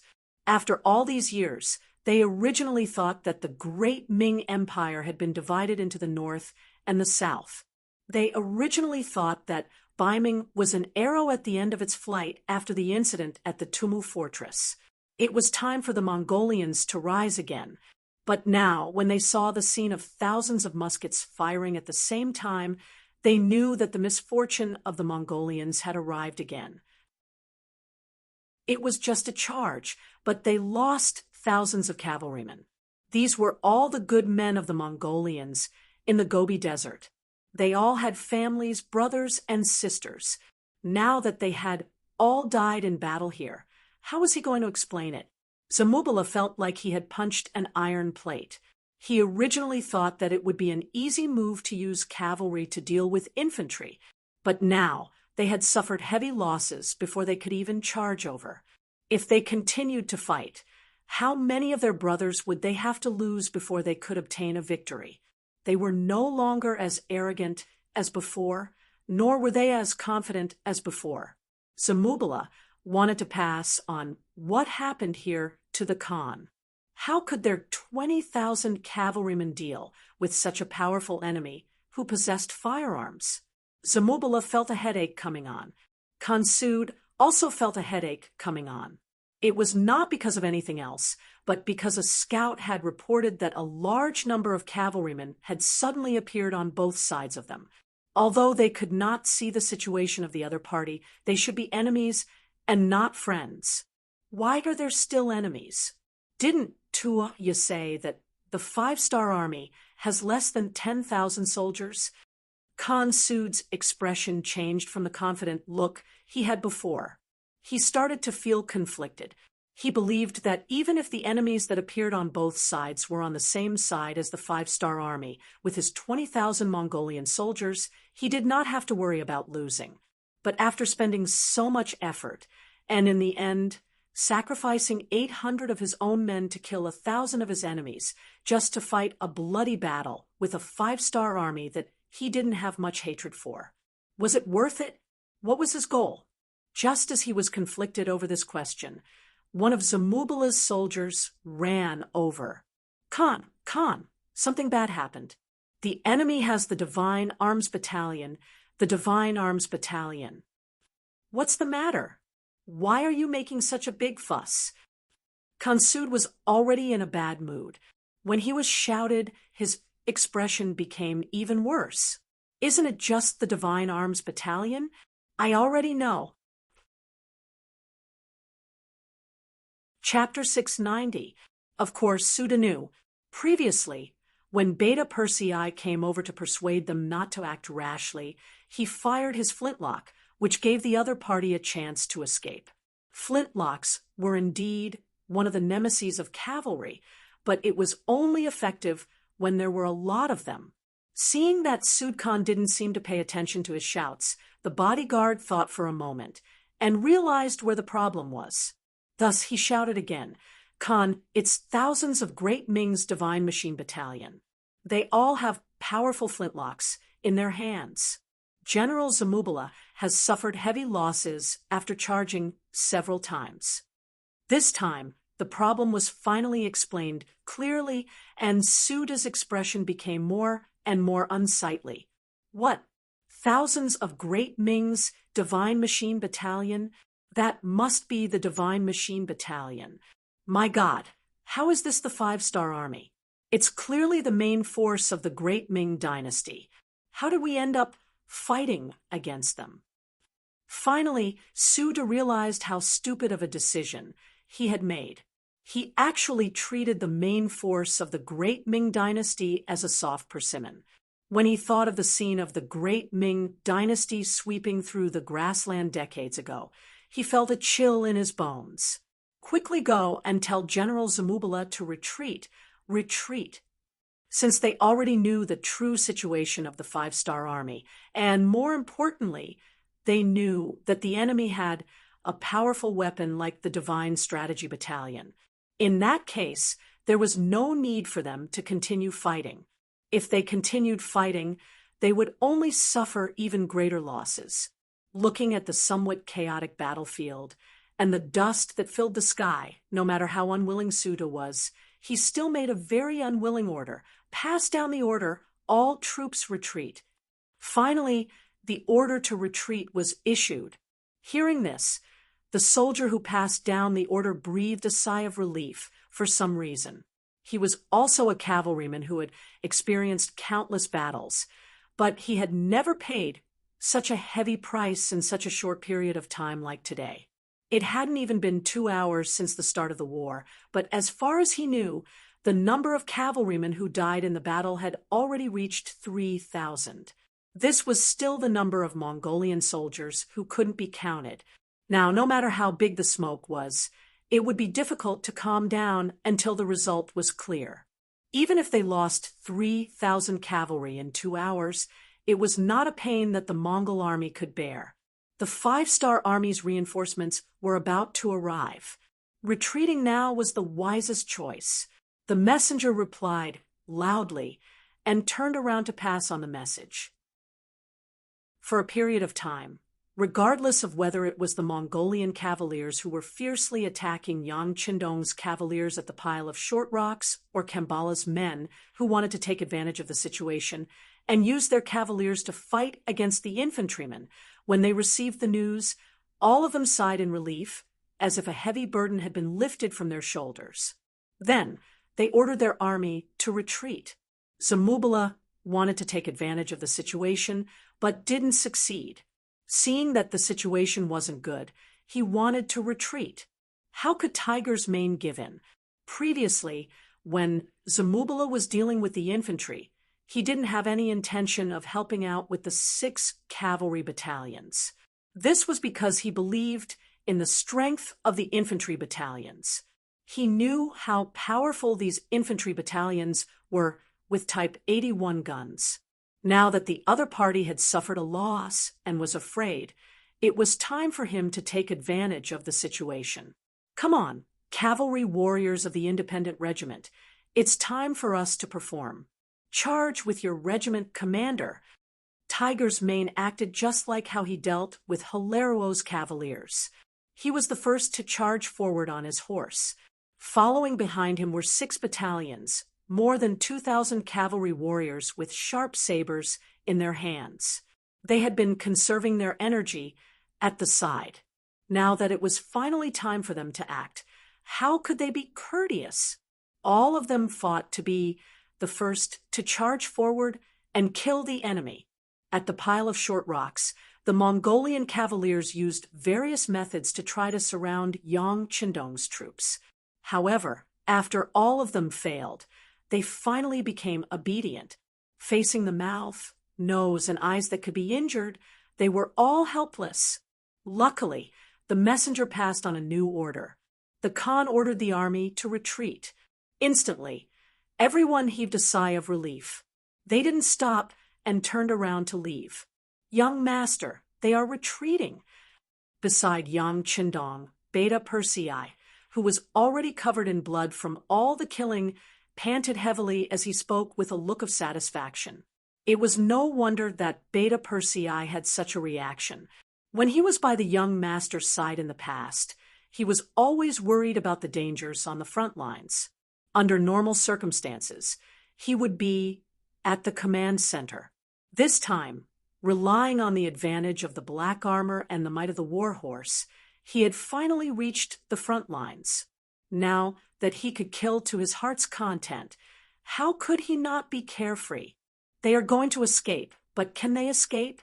Raise the command flag. Order the cavaliers to strengthen the 1st and 2nd Regiment to intercept the Mongolian cavaliers. This time, if we don't skin them alive, they can forget about escaping from the hands of this young master. Yang Qindong's eyes flashed with determination. Long before the Mongolian army appeared, the 1st and 2nd Regiment had already rushed to the pile of rocks. However, Yang Qindong didn't let them enter the battlefield immediately. He needed to leave behind a group of fresh troops to face any difficulties and unknown dangers. Since the enemy had retreated, it was naturally time to use their backup plan. Since they had chosen to be his enemy, and his warning didn't work, then they had to be prepared for any serious consequences. On the pile of rocks, the command flag was raised high, conveying the 6th young master's order. Outside the battlefield, Wind Chaser and Lu Zhua had received the order and brought a total of 5,200 cavaliers to prepare to stop the enemy. Not long after Sud Khan gave the order to retreat, Zamubala and the others brought the army back. Compared to when they went to battle, they were naturally in a much more difficult situation. All right, the Han people have a good saying. Victory and defeat are common in war. This time, we lost, but as long as we preserve our strength, we can get it back in the next battle. Now, everyone prepare to retreat. Sud Khan's eyes scanned all the generals and said with a helpless and sorrowful voice, "Khan, we still have many cavaliers that haven't returned from the battlefield. Are we waiting?" Zamubala looked back at the 4,000 cavaliers that were still fighting in the dust and asked hesitantly when he heard that they were going to retreat now. "We're not waiting anymore. Everything depends on their fate. To tell you the truth, a large number of the 5-star army has appeared behind us. Even if we go back now, we have to be prepared to be intercepted. All right, let's not delay any longer and leave now." To be able to become a Khan, one had to have a strong will. A loss was a loss. The most important thing was how to preserve the greatest strength in the face of a loss. As for sacrificing some people, although he felt some pain in his heart, he didn't even blink his eyes. The Khan had a strong will. Furthermore, they knew that the 5-star army was approaching from behind. Who would say anything else? They immediately started to retreat. Zamubala received the order, and together with Baoyin, each led 5,000 cavalrymen to meet Zhuai Feng and Lu Zhua's troops who wanted to intercept them. Su Yu led 2,000 cavaliers and his daughter Tuoya through the battlefield and returned from the northeast direction. Although the Mongol army had an absolute advantage in numbers, they still paid the price of 2,000 cavaliers before retreating when they faced the 1st and 2nd Regiment that had been looking forward to a big battle. This was because the 6th Young Master's flag had clearly stated that they shouldn't chase a cornered enemy. Otherwise, if they were bitten by them, they might have to pay twice the price. Sud Khan retreated, or it could be said that he had escaped. The remaining 4,000 cavaliers that were fighting the Nuzan cavalry did not know about this. The commander of the independent regiment, Tiger's Mane, was ordered to bring 6 battalions of soldiers into the battle. After some instructions, the Nuzan cavalry retreated from the battlefield, leaving only 2,000 Mongol cavaliers searching for their opponents. The 1st and 2nd Regiment also came to the main battlefield. Along with them were the 2,000 war horses that they had just captured, as well as 200 captured Mongol cavaliers. 1st Regiment Zhue Feng, reporting to the 6th Young Master. 2nd Regiment Commander Lu Zhua, reporting to the 6th Young Master. Good, you guys came at the right time. Regiment Commander Lu, call Battalion Commander Taimu over. Yang Chundong nodded at the 2 regimental commanders who had just arrived. He then called out 3rd Battalion Commander Taimu, 3rd Battalion Commander, come over. The 6th Young Master is looking for you. Luge would turn around and shouted. Under everyone's envious gazes, Taimu jumped off his horse and ran over to Yang Chundong. 2nd Regiment Commander Taimu greets the 6th Young Master. He gave a somewhat awkward military salute, although it was not standard. It was obvious that this Mongol general was trying his best to adapt to the 5-star army's military rules. He returned the salute and lowered his hand. After Taimu lowered his hand, Yang Chundong pointed at the battlefield. There are about 2,000 Mongol cavaliers here. I'll give you a chance. You can convince as many of them as you want to live. If you don't want to surrender, then you can die. You understand? Understood, 6th Young Master. Taimu's body trembled. When he understood what the 6th Young Master meant, he immediately gave a solemn military salute. As a Mongol, he naturally did not want to see his comrades die in front of him. Hence, he would do his best to complete this task. Without their opponents, the Mongolian cavaliers became quiet. Gradually, the dust in the air around them finally settled down, and everything that happened on the battlefield was clearly displayed before everyone's eyes. The 2,000 Mongol cavaliers who thought that they had killed all their opponents wanted to cheer in unison for victory. However, when they could clearly see what was happening around them, they saw countless arrows aimed at their chests. At that moment, many of them revealed panicked expressions. What's going on? Where's our Khan? Where's our Mongol army? Don't tell me they were all killed. Chapter 691. That's not possible. Our Khan is so wise. Our Mongolian army has so many people and is so strong. It's impossible for anything to happen to them. All right, can't you see? The number of enemies has increased again. They must have defeated the Khan. The Khan must have given up on us and left us. Then what should we do? Fight them to the death. That's right. What should we do? After the truth came to light, all sorts of discussions could be heard. However, they were all speaking in Mongolian, so they couldn't affect the 5-star army's cavalry that surrounded them. Of course, even if they could understand their language, the iron discipline of the soldiers did not allow them to have any other thoughts. Everyone, quiet down. Just as the 2,000 Mongolian soldiers did not know where to go, a loud Mongolian voice rang out in everyone's ears. Taimu rode on his horse like a lion patrolling its territory and appeared in front of the surrounded Mongolian soldiers. Behind Taimu were 2 other carriages. One of the carriages was filled with a mountain of silver and many iron pots, bowls, and other daily necessities. There were also jars of unopened wine. The other carriage was filled with shiny cavalry swords and sharp feathered bows. There was also black armor that gave off a dark and bloodthirsty glow. The moment the two carriages appeared, they attracted the attention of the 2,000 Mongolian soldiers. During the Great Ming Dynasty, the Mongolians fought for iron pots because they did not have them. It was not because iron pots were a luxury. Furthermore, the Mongolians did not have the skills and materials to forge iron pots. Without iron pots, they could not cook meat. At that time, the Great Ming Dynasty was afraid that the Mongolians would buy iron pots and forge them into weapons. Therefore, the Mongolians could only snatch iron pots.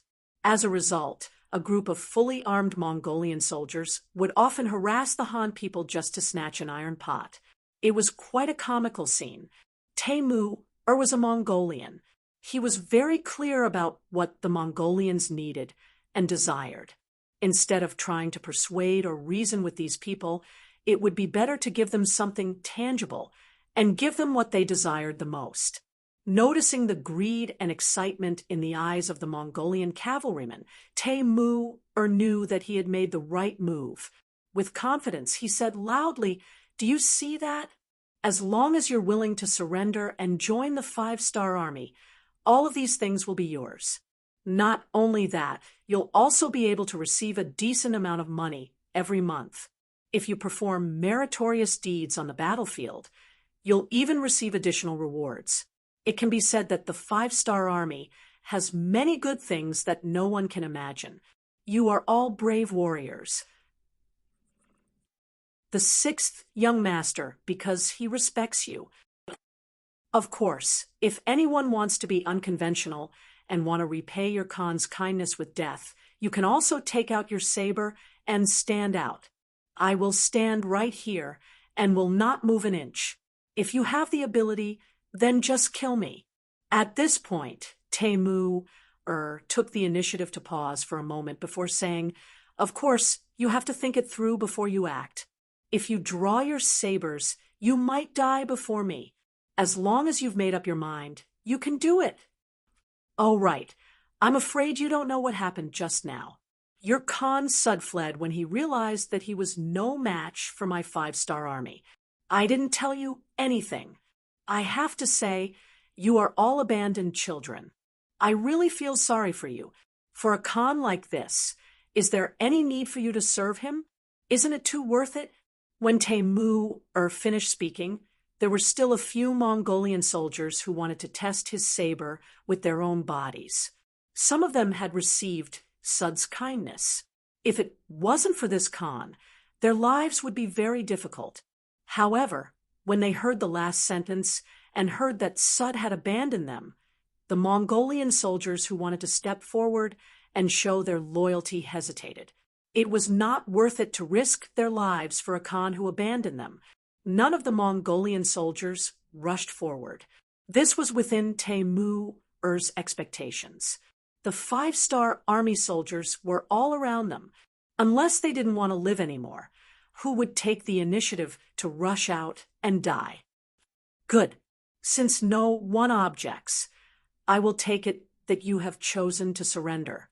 Now I will ask the warriors in the west to throw their weapons on the ground, dismount, and surrender. Everyone else, follow. I only want to say that we are very sincere. If anyone wants to play tricks with us, you can try using your own life." After Taimur said this, he looked at the soldiers in the west and said, "You have 3 breaths. If you don't surrender immediately, don't blame us for being impolite. 1, 2. Finally, under Taimur's slow and drawn-out voice, a Mongolian cavalryman threw down the saber in his hand and jumped down from his war horse. Holding the reins of his war horse, he was the first to walk out. Surrendering was equivalent to letting go of all their dignity. If it was any other time, who knew how many people would laugh at him? However, they didn't. In the face of life and death, especially when the person they were dying for was not worth it. They wisely chose to survive. Only by surviving would a person have hope, a future, and the possibilities of the future. Riding on the white dragon horse and standing on a pile of rocks, Yang Qindong took in all of this with a natural smile on his face. Beta Persei, come here. Young master. Beta Persei, who was standing at the side, came to Yang Qindong's side. Go ahead and return to the main camp. Tell your logistics team Also, to prepare more silver, wine, cigarettes, and sabers. This young master wants to celebrate.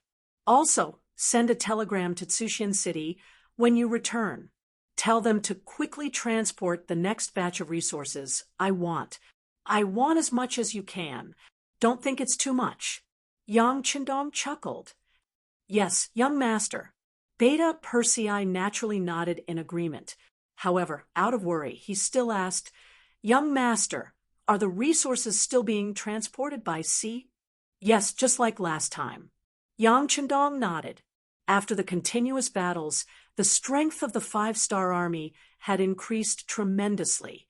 At this moment, when they were added to the new Gondusi region, there was naturally nothing to worry about. It would be best if they didn't provoke him. If they dared to provoke him, he didn't mind teaching them how to be an honest person. Beta Persei led a small group of people straight to the main camp.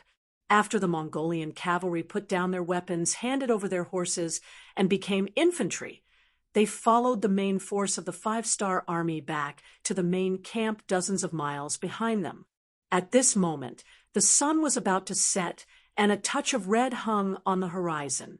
Looking at this scene, Yang Qindong couldn't help but sing heroically. The sun sets in the west, and the red clouds fly in the sky. The soldiers return to the camp from their target practice. The red flowers on their chests reflect. Yang Qindong's singing naturally inspired the 100 black cavalry guards around him. They also sang the song, coming back from target practice. After them, the independent regiment also sang loudly. It was mainly the soldiers from the 6 auxiliary battalions that had already been defeated. When these thousands of people shouted, it caused a huge commotion. It attracted the other regiments and battalions to sing as well. However, they had never heard this kind of military song before. They didn't know what the lyrics were or how to sing it. They could only sing along. Jouer Fong, Lu Joie, and Yella's expressions didn't look too good, especially Commander Lu Joie. He had once been the commander of the auxiliary regiment and taught the soldiers how to sing military songs. But now, not many of his soldiers knew how to sing. He felt his face burning. He thought that after tonight, if he had the chance, he would definitely teach the soldiers how to sing. This would increase the morale of the soldiers and would be extremely useful and beneficial for the unity of the soldiers. Amidst the singing, under the setting sun, the army returned. The army was huge and winding like a dragon that had appeared out of nowhere. It was destined to break the tranquility of the grassland. The main force of the army had finally returned to the main camp. The 3 divisions of the Cold Front finally sent news that they had gone to do some hidden training. Chapter 692. After the 2 battles, they had taken over 1,000 Tatar prisoners and another 3,000 Mongolian prisoners. These 4,000 people were still in the captive camp. They were lucky enough to see the 5-star army having a meal. In that era, it was not easy for soldiers to have a full meal. Usually, they would only have such an opportunity before a great battle, or when they had won a great battle and rewarded the army with a great victory. But even so, not all soldiers were able to enjoy such treatment. Generally speaking, a general would naturally have enough food to eat. The personal guards of the general could eat until they were 70% full, and the regular soldiers, the elites who charged at the front during battle, could eat until they were 60% full. As for the other soldiers, it was already considered good if they could eat until they were 50% full. It was often shown on television that the Mongolian army would eat mutton wherever they went. It was very appetizing. However, that was only for the generals. Normal soldiers could not enjoy such treatment. The soldiers could pick up the leftovers from the general's table. They could even chew on the bones.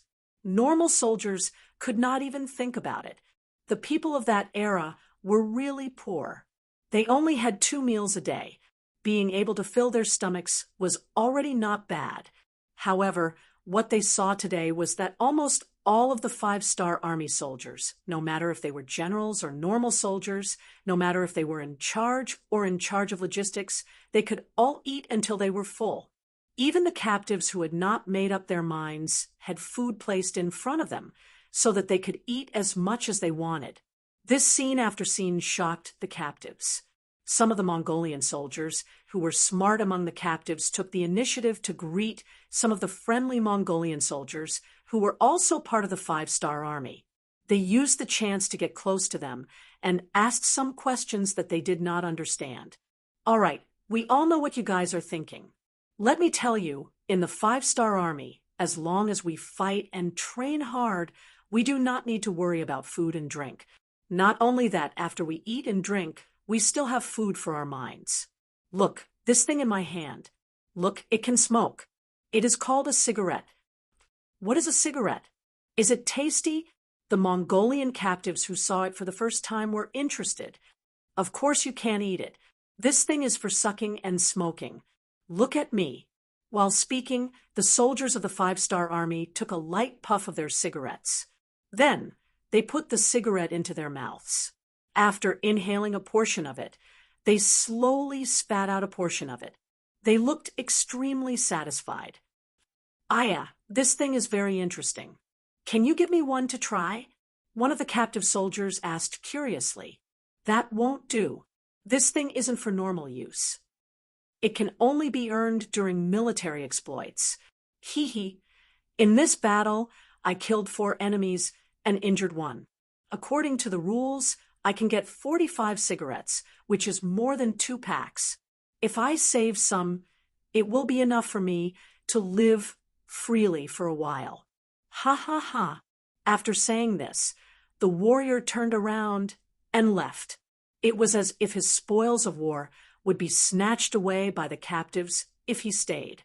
One by one, the 5-star army veterans were called over by the captives. After showing off for a while, they turned around and left. Did you think that these veterans were so kind as to chat with the captives? They were only doing so because they had military orders and wanted to satisfy their vanity. However, it was this kind of teaching that greatly stimulated the captives who had no choice but to lower their heads. Originally, they had no choice but to surrender in order to survive. But now, it seemed that there was no harm in surrendering. It might even be a new hope in life. Yang Qindong didn't care about the captives. He firmly believed that the environment could change a person. His attention was focused on the situation in front of him. This time, he had defeated the Mongolian army with a large number of firearms. Presumably, the news of him coming to the prairie could no longer be hidden. In addition, he had defeated Har's 5,000 cavalry. In the outside world, there should be a lot of people paying attention to him. Since that was the case, he might as well not play hide and seek and stand out. Since he was going to make it public, Yang Qindong decided to take his first step in the prairie and build a city. Regardless of whether it was for the sake of logistical supplies or for the treatment of the injured and the expansion of their influence in the future, a stable city was a must. After standing in front of the sand table for a long time, he pointed to the land of Arakomaki that he had been studying for a long time. Arakomaki, in the Inner Mongolia Autonomous Region. Shi, Yi, and Ji run Gaole. According to Chundi's book, Emperor Taizu wrote, Arakomaki Wandong, Lujina Tunshan, Mir Sutuwa, Hahai Laolian, Ajar Havendu, Haleojlu, and other places. Thou shalt reside there. From these records, Arakomaki was located in the easternmost part. Occupying this place was equivalent to having a residence. Moreover, it was also very close to the Biming realm. In the future, no matter where he decided to extend his tentacles, it would be much more convenient. Most importantly, with a foundation, no matter what he did in the future, he would have fewer worries. What kind of people are there in Arakamaki? Pointing to the sand table, Yang Qindong asked Su Yunsheng, who was standing by the side. Reporting to the sixth young master, there are only about 500 Tatar cavalry there. You also know that the relationship between Biming and the Walla is very tense. The closer we get to them, the more scarce our resources are. When both sides were about to fight, a powerful enemy cavalry suddenly charged out from the ground. It was self-evident what the outcome of the battle would be. Thus, even though the 3rd Division of the Cold Front didn't make it to the last battle, they did not regret it. This was because they knew that the 6th young master's ambitions were far-reaching. There would be more battles to fight in the future. As long as they could train their troops to become stronger, there would be no lack of opportunities for them to perform. There are some regrets, but we believe that gold will shine. The 3rd Division of the Cold Front will always be the strongest cavalry unit. Political Commissar Chen Bo chuckled and said confidently, "Yes, the 3rd Division of the Cold Front will always be the strongest." Commander Wu Sheng said with even more confidence. His expression was filled with determination. Good. Seeing the confidence of his two subordinates, Yang Qindong was very happy. His subordinates had to have this kind of spirit. They had to be invincible. Only this kind of army could become a true elite unit. Only this kind of army could win every battle. Yang Qindong was very satisfied with Wu Sheng and Chen Bo's attitude. Then he began to assign tasks. It's like this. This time, I will teach you a very important and difficult mission. Cross the Daxing and mountain range, cross the Liao River and Songhua River to reach Hai Town. There, you will receive a large amount of military resources from Crimson City and rush back here. Pointing at the location on the sand table, Yang Qindong said, I want the 3rd Division to be like Monkey Sun this time, create havoc in the sky, and make the Biming army in the new Gan district not dare to say anything. If they try to stop you, you can use the banner of loyalty. If they still dare to stop you, you can teach them a lesson. How about it? Any questions? Chapter 693. In order to establish a foothold in a place, military supplies and logistics were always the most important. Humans couldn't live without eating, drinking, and defecating. In an environment like the grasslands where everything was lacking, it was obviously unrealistic to obtain materials locally. They could only rely on transportation. Opening up a sufficiently safe logistical path was one of the most important things at the moment. After thinking about it, Yang Qindong finally chose the new Gan metropolis for this logistical path. Although there were many Biming army stations there, they had been closed off for a long time and didn't have enough strength. Such an army wasn't difficult to deal with. As long as the 3 divisions completed their mission well, they were completely confident that they could open up a safe passage. As long as there were no problems with logistics, Yang Qindong was confident that he could build a new city in the grasslands in the shortest time possible. A new city with great influence and far-reaching influence. When that time came, conquering the forces in this area would be twice the result with half the effort. As for how to intimidate the Biming army stations in the new Gan metropolis with thunderous might, Yang Qindong thought about it, and finally decided that the task would fall on the 3 divisions of the Lungfeng Division. This was currently the strongest army under his command. Only they could have a powerful deterrent effect. In the face of such a powerful force, any schemes and tricks would be useless. Without waiting for the 2 divisions to make a decision, Yang Qindong added, This mission is extremely important. If you have any questions, you can raise them. But once you agree, you must complete the mission perfectly. This cannot be discounted at all. Once the mission is completed, I will record it as a great merit. If the mission is not completed well, or if there are any accidents with the supplies, then you should prepare to be demoted. You will be directly sent to Beta Persei's logistics camp to be a cook. This was a complete demotion. Making a division commander a cook, this kind of punishment could be said to be heavy. Wu Sheng and Qin Bo couldn't help but be stunned, but they quickly recovered and said in unison, "Sixth young master, please don't worry. We will definitely complete the mission perfectly. If we can't do it well, we don't need to be cooks anymore. We'll just offer our heads." Wu Sheng was a standard soldier. The bigger the battle, the more excited he was. It was understandable that he would say something like that. It was also in line with his usual style of doing things. As a political commissar, Chun Bo was full of scholarly aura. Unexpectedly, he could say such words, which surprised Yang Qindong. He looked at the two of them carefully and nodded after a long time. "Okay, I'll remember your words. Young Master Ben is looking forward to your next performance.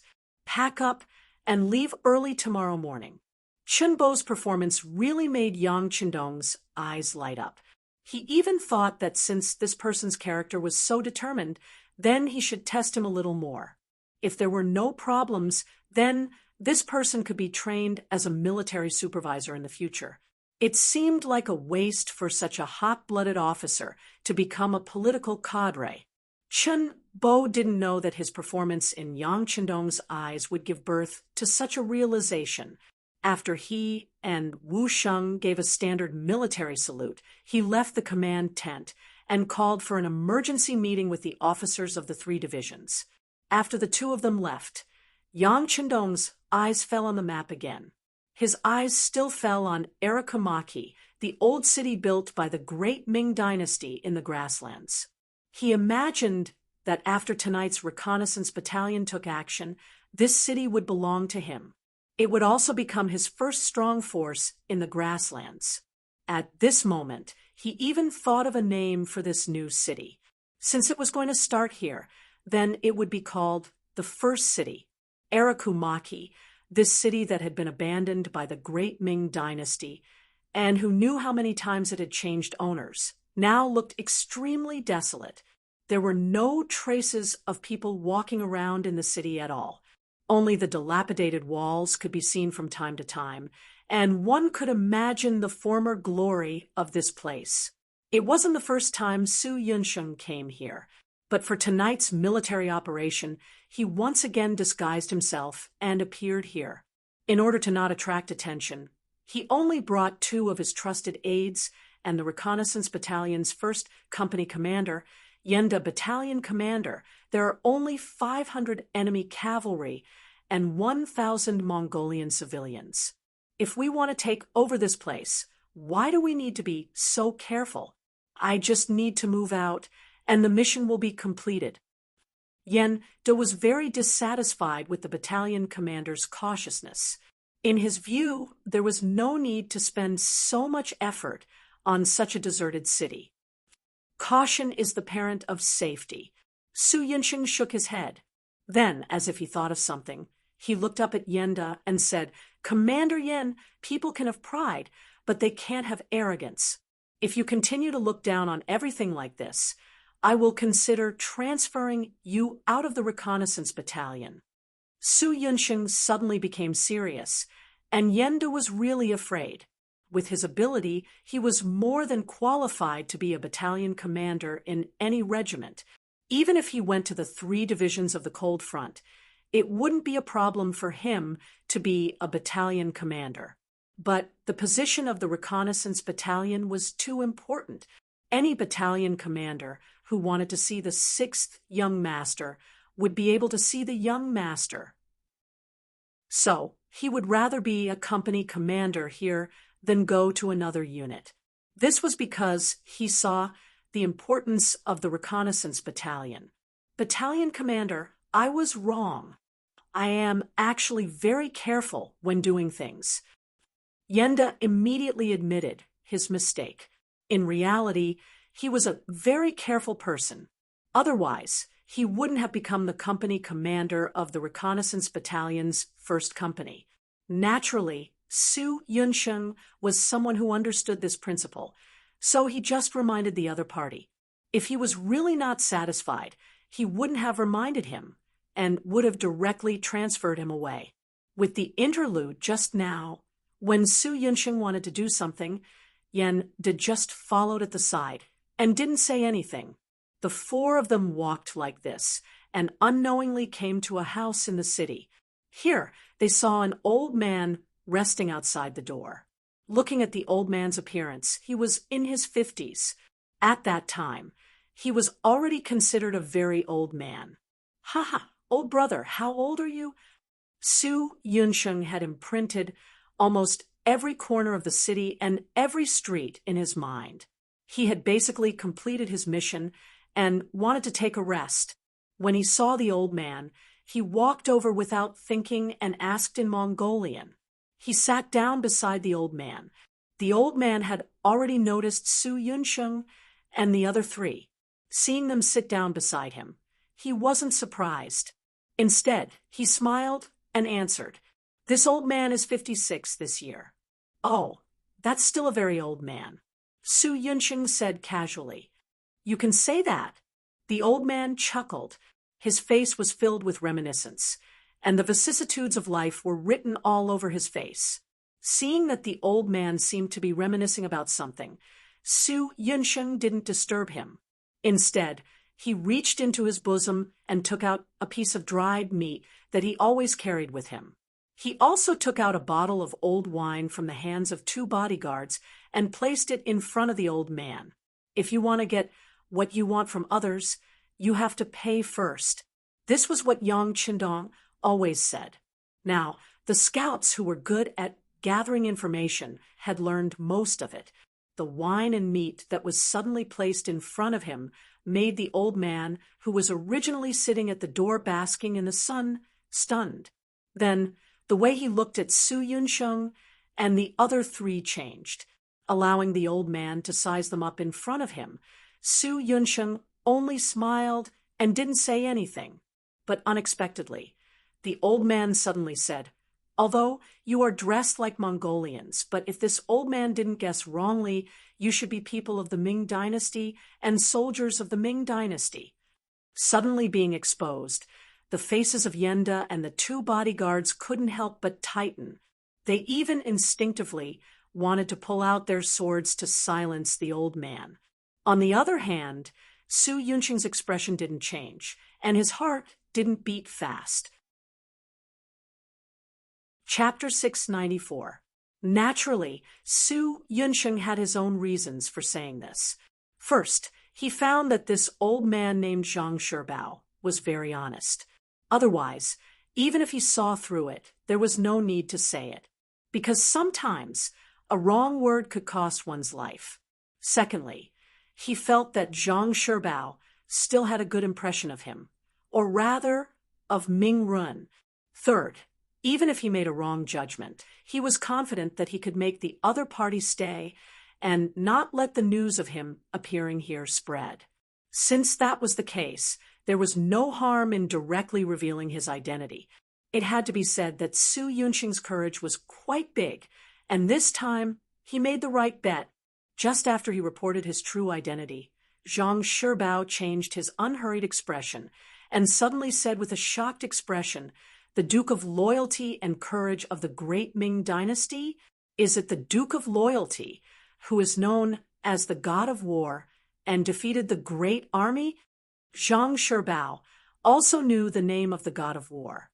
At that time, Yang Qindong had won against many and defeated Yi Xian. Because of this, his name was spread throughout the Mongolian grasslands. It was normal for Zhang Shibao, who had Han blood, to know about it. Yes. When Su Yunsheng answered this question, he was also very formal and his expression was very respectful. It was like the officials of the Ming dynasty were respectful when talking about the emperor. Is it really? The god of war is coming to the grassland. Zhang Sherbao was a little excited. He stretched out his arm and grabbed Su Yunxing's arm. Yes, the god of war is not only coming to the grassland, but he also wants to build a city here. He wants to change the pattern of war here. He wants to create better living conditions for the Han people here. And Argamaki is his next target. He wants to occupy this place and rebuild it.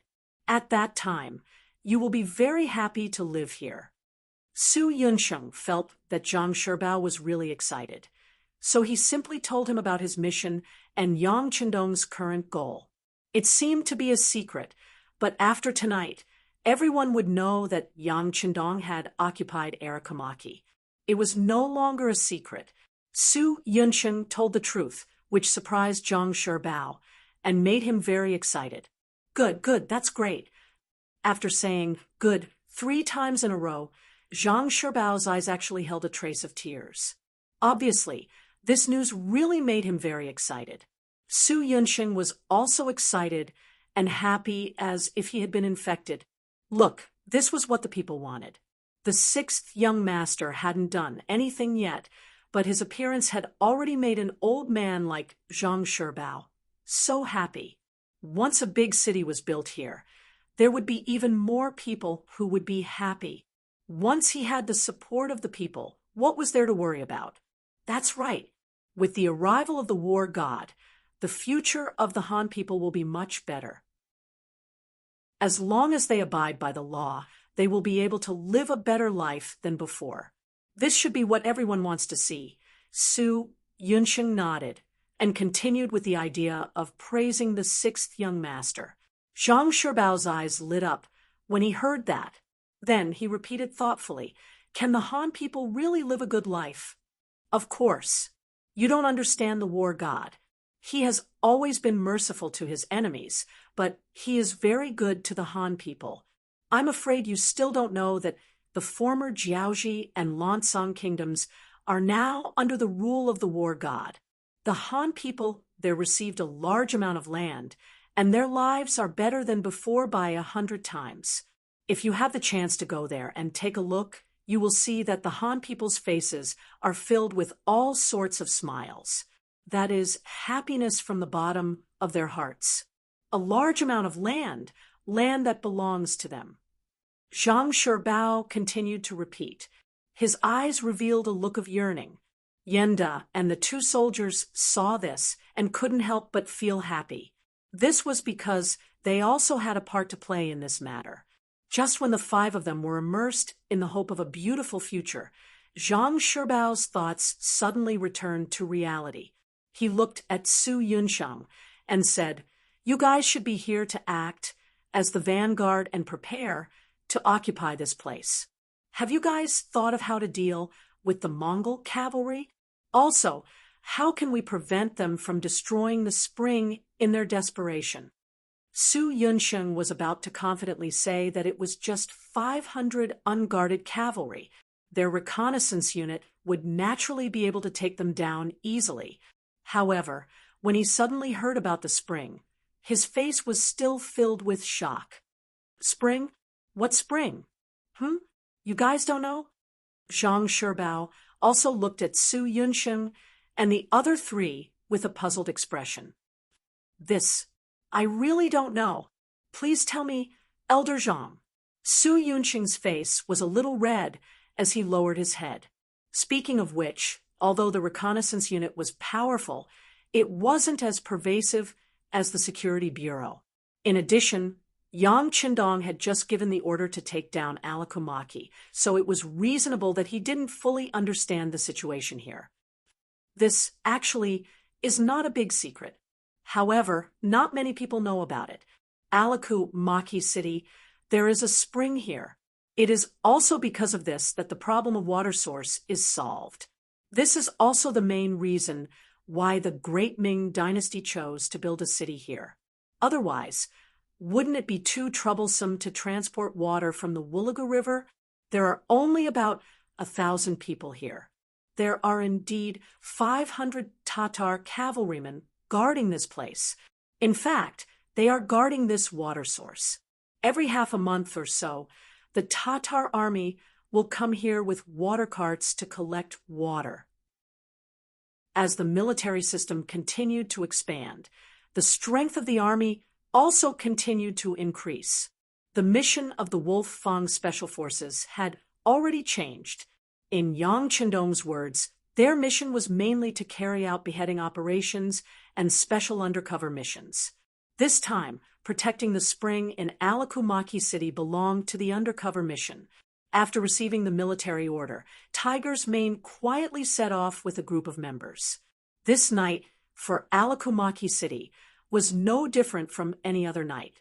When night fell, the city became quiet as usual. Apart from the 100 cavalrymen who were responsible for the normal night patrol, there was not a sound to be heard. Perhaps it was because no one had any ideas about this place for a long time, or perhaps it was because there was simply no place worth other people's attention. In short, the 100 cavalrymen patrolling would only make a symbolic trip once every 2 hours. Then, they would gather at a lit bonfire in the city to rest their feet. An almost abandoned city, a city without many citizens, a city without many resources, a city without a very good geographical location. If not for the existence of a thick spring, which could still be considered useful, there would not even be 500 cavalrymen. How could such a place have a heavy military force? And how could it be so tightly guarded? Therefore, when Tiger's Mane brought a group of Special Forces members into this place, they did not encounter any obstruction at all. They followed the map that Su Yunxing obtained from Elder Zhang Shibao and rushed to the spring. Chapter 695. The mouth of the spring was located in the middle of a courtyard that was not small. Rather than calling it the mouth of the spring, it would be more accurate to call it a well. Just beside the mouth of the spring, there was a pond in the courtyard. It was already filled with water and looked extremely clear. At night, a bright moon hung upside down in the water, giving people the feeling that they could fish the moon out of the water. Taihu and the others came to the high wall beside the small courtyard from all directions. Each of them was like a nimble fox, not making any sound or movement. After they observed closely from the surrounding rooftops, they noticed that there were dozens of breathing sounds coming from the row of houses beside the pond. Some were light, some were heavy, but most of them seemed to have entered a state of sleep. Since Zhang Shibao said that the Tatar cavalry might drug the mouth of the spring and destroy the water quality here, Taihu and the others had to be prepared. With a signal, the 20 members divided into different directions and began to divide the work. Some of them continued to monitor with their guns, some began to enter the small courtyard or the various exits near the mouth of the spring, and some had already jumped off the rooftops and approached the row of houses where the breathing sounds were coming from. Skinny Monkey was the most agile member. He was the first to arrive in front of the houses. Unknowingly, a weapon similar to a modern grenade had appeared in his hand. This was not a normal grenade, but a smoke bomb. Once it was fired, it would release a pungent smell, causing people to lose their ability to judge for a certain period of time and lose more than 70% of their mobility. Skinny Monkey was the first to arrive, followed by King Kong, Violent Ape, and the others. Each of them guarded a door, holding a smoke bomb in their hands. When all of them were in place, they looked at each other, and 6 smoke bombs were suddenly thrown from the windows into the 6 rooms. In the silent night, the smoke bombs made a sound in unison. Oh, puff, ah, choke. About 4 to 5 seconds later, there were bursts of shouts, curses, and screams coming from the houses. These sounds should have been like thunder in the silent night, but the sound of the cavalry charging at the city gate covered everything, so the sounds made here did not attract too much attention from the outside. Even though no one was paying attention, it didn't mean that the members of the special forces would go easy on them. On the contrary, their attacks began at the same time. The smoke grenades emitted a pungent smell, causing the Tatar cavalry to rush out of their rooms. Then, like dumplings, they were knocked out one after another. There were only 6 rooms, but 50 Tatar cavalry rushed out of them. In the end, apart from 2 people who resisted fiercely and suffered light injuries, the other 48 people were knocked out before they could even figure out what had happened. Search.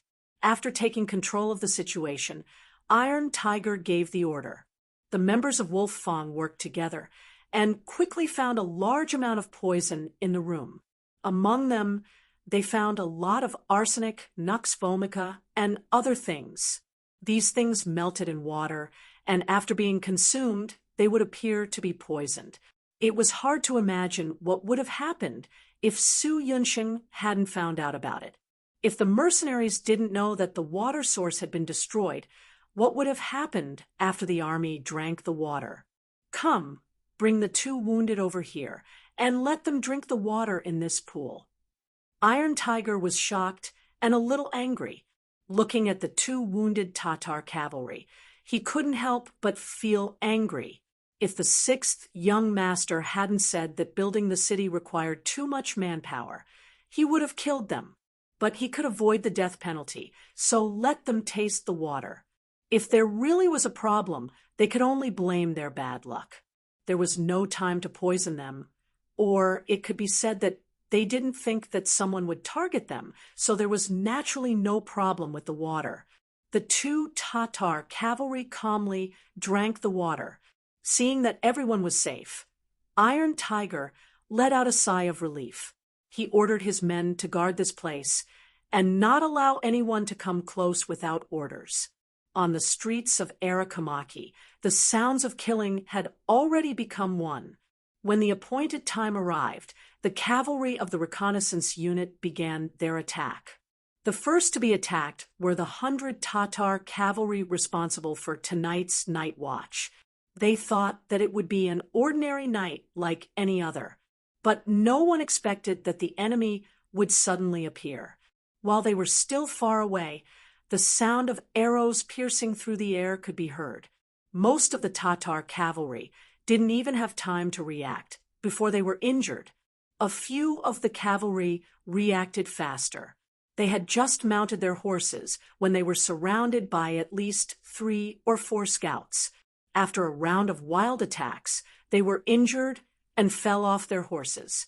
Yenda was responsible for leading a company of scouts to deal with the sleeping Tatar cavalry. Even though Yenda only had 100 soldiers under him, they had attacked suddenly, taking advantage of the element of surprise. By the time Yenda launched his attack, most of the enemies were unarmed. The result of this battle was naturally easy for Yenda to take down the enemy easily. This battle really wasn't worth writing about. The enemy's strength was weak. If they were strong soldiers, they wouldn't have been assigned to guard a meaningless city. It was another surprise attack. From the beginning to the end of the battle, less than an hour had passed. Of the 500 Tatar cavalrymen, only 4 were killed because of their fierce resistance, and 30 were lightly injured in the resistance. The rest were all alive. Arakamaki had changed hands at this moment. A shining signal flare rose into the sky. Yang Chendong, who was waiting in the distance, led the main army to move towards Arakamaki. From today onwards, the first city that was under construction would become their headquarters in the north. The 3 divisions of the Cold Front Division didn't go with the main army to the future first city. Instead, after a good night's rest, the army suddenly retreated east the next morning, heading towards the new Urgan-Dusi region. They had a new mission to open up a new logistical supply line. If anyone dared to threaten them on this road, they would end up dead under their spears and swords. Arakamaki had changed hands. The delay in the news and the fact that none of the 500 Tatar cavalry had a chance to escape caused this news to be completely sealed and not spread. Outside the city, the Tatar team sent out to pull water appeared. At that time, The grassland was still very rich in water plants. There was no environmental pollution. And because of the small population, it was not wantonly exploited. In fact, there was no shortage of water sources. It was just that the spring water in Arakamaki's city was better and more delicious. Therefore, some Tatar nobles were still very used to drinking the water here, and there was a matter of fetching water once every half a month. Not only was the water quality of the spring good, but the amount of water was also sufficient. No one knew where it was connected to, but it gave people a feeling of inexhaustible. Every time, the caravan that came to fetch water became very large. Looking at the place where the independent regiment was lying in ambush, the number of caravans was more than 200. It could be said to be majestic, like a long dragon. Wow, what a huge team. Using binoculars, Tiger Mane saw the approaching caravan from afar and sighed. At the same time, his eyes were shining. He was afraid that there would not be many people coming. If that was the case, there would be no meaning in fighting. Reporting to Commander, the scouts report that the enemy has a total of 200 carriages, 5,000 civilians, and about 1,000 cavalry. Deputy Commander Xian Honghai lowered his voice and came to Tiger Mane's side to report. Xian Honghai, the deputy commander of the independent regiment, was from Chichien City. He had been an auxiliary soldier, cold front squad leader, platoon leader, and company commander. Later, because of his courage and calmness, he was chosen by Yang Qindong and transferred to the independent regiment to assist Tiger Mane in his daily work. Because of Tiger Mane's multiple identities, when he was not around, Xian Honghai was mainly responsible for the regiment's work. Only 1,000 cavalry. Tiger Mane, who was originally eager to give it a try, was like a deflated balloon. His fighting spirit was reduced by half in an instant. He originally thought that it would be the enemy cavalry, but he did not expect that there would be 5,000 civilians. In this way, this battle really did not have much of a start. If they were not evenly matched, it would not show the strength of the independent regiment, right? This was the difference between mercenaries and other armies. Other people were afraid that the opponent was too strong and would be dangerous when fighting. However, when it came to mercenaries, they despised the opponent for being too one-sided. It would not be satisfying to fight, and it would not show their strength. With only 1,000 cavalry opponents, Tiger Mane felt dispirited. When he looked at Xian Honghai, who was unusually excited, he decided to do him a favor. All right, Deputy Commander Xian, the command of this battle will be handed over to you. But remember, the 5,000 civilians cannot be hurt. Young Master wants to build Shur City, so he needs a lot of manpower. These are all good laborers. Understood. Please rest assured, Commander. Xian Honghai patted his chest and said with a face full of assurance. Then he turned around and left, as if he was afraid that Tiger Mane would change his mind if he stayed any longer. Tiger Mane was Yang Qindong's subordinate, so naturally he did not have to worry about being promoted. Xian Honghai had relied on his own hard work and ability to get to where he was today. Although he was only in his early 20s and could be considered a relatively young deputy commander, since he was born in the cold front, the world in his heart was much bigger than that of ordinary people. His dreams were also much broader. After receiving the military order, Xian Honghai immediately called over the 10 battalion commanders who had just been reorganized from infantry to cavalry. Commander has already handed the battle mission to me. Now, I order each battalion to send out 100 cavalrymen to attack the enemy's cavalry with me. The other cavalrymen will be responsible for guarding the 5,000 civilians pulling the water wheel. Since the enemy only had 1,000 cavalrymen, in order to train the ability of his subordinates, he naturally would not send out too many cavalrymen. Only when the number of soldiers was equal could it be a form of training. a battalion had 400 people, but only 100 of them could go out. This made the 10 battalion commanders somewhat unhappy. Two of the young and energetic battalion commanders clamored that they would send out their own battalion to ensure that they could deal with the enemy's 1,000 cavalrymen. Chapter 696. It was naturally a good thing for the officers to have strong confidence. However, this wasn't the time to flaunt their heroism. How could Xian Honghai agree to this? With one sentence, if anyone dared to speak out of turn, even the mission of 100 men would be cancelled. Sure enough, the battalion commanders became well-behaved. So be it, it was better than not sending anyone. The battalion commanders followed Xian Honghai's instructions with the idea of training their fighting spirit through actual combat. They picked out a group of 100 men with average strength and gathered a total of 1,000 men to hand over to the deputy commander. What was worth mentioning was that the officer leading each battalion was actually a battalion commander, and all of them held official positions. Xian Honghai naturally noticed this scene, but he didn't say anything. The officers below also wanted to go on the battlefield and kill the enemy. He naturally couldn't refuse. After all, wasn't he also leading the troops? The caravan in the distance was getting closer and closer. It could already be seen that the 5,000 men driving the caravan were all dejected and dispirited. Even the 1,000 cavalrymen were walking sparsely.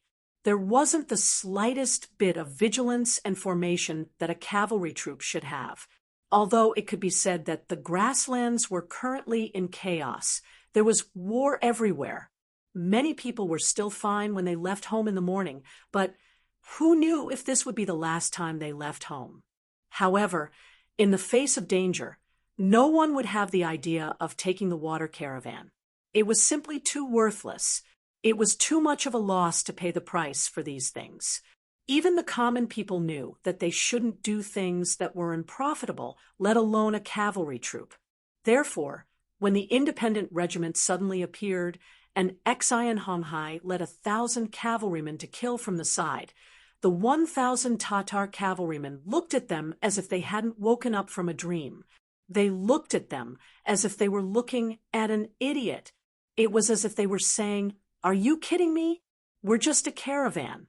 You want to steal from us? Enemy attack! Enemy attack!"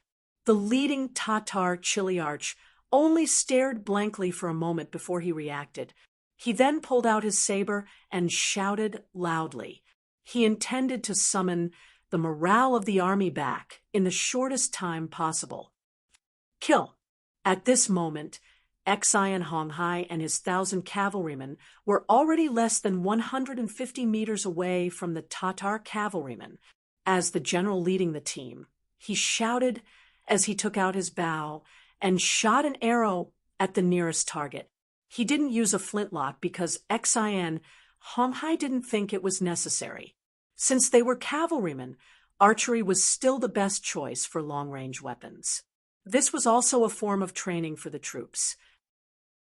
Following Xian Honghai's arrow, the countless independent cavalry around him also knocked their bows and shot forward. Dozens of Tatar cavalrymen had nowhere to hide and were hit by the arrows and fell from their horses. However, even more of the Tatar cavalry managed to escape with the speed of their horses. At the same time, they began to shoot arrows, threatening and killing the opposing cavalry. The cavalry of the independent regiment was made up of the original auxiliary soldiers and the captive soldiers of the Ming army of New Urgan Dusi. Among them, it wasn't that they didn't have horse riding skills in the past. They were just ordinary soldiers who hadn't undergone strict training. For an army like this, even if they were given healthy horses, it would still be difficult for them to display the true advantage of cavalry. Because of this, the weakness of the independent regiment was revealed when they shot arrows. Facing the Tatar cavalrymen, who grew up on horseback, both sides shot at each other. After a short while, the unprepared Tatar cavalryman began to gain the upper hand. Out of the corner of his eyes, he saw his own soldiers being shot by arrows or falling off their horses. In a short period of time, about 100 people were injured or died in battle. Xian Honghai clenched his teeth in heartache. He finally realized that his cavalry was still lacking in many aspects. No, we can't go on like this. A voice sounded in his mind. Xian Honghai was very clear about the strength of his cavalry. Most of them were like ducks being forced to perch on a perch. They lacked the time to break in with their horses and the time to train on horseback, especially when it came to archery. Whether it was shooting moving targets or moving arrows, they were still very weak. It was expected that cavalry would be at a disadvantage when shooting at each other. Rome wasn't built in a day. Powerful military combat ability wasn't something that could be trained in a single battle. In order to reduce losses, the soldiers had to have more opportunities to train and survive. Xian Honghai made a decision. He shouted loudly, "All battalion commanders, charge with me! Close combat!"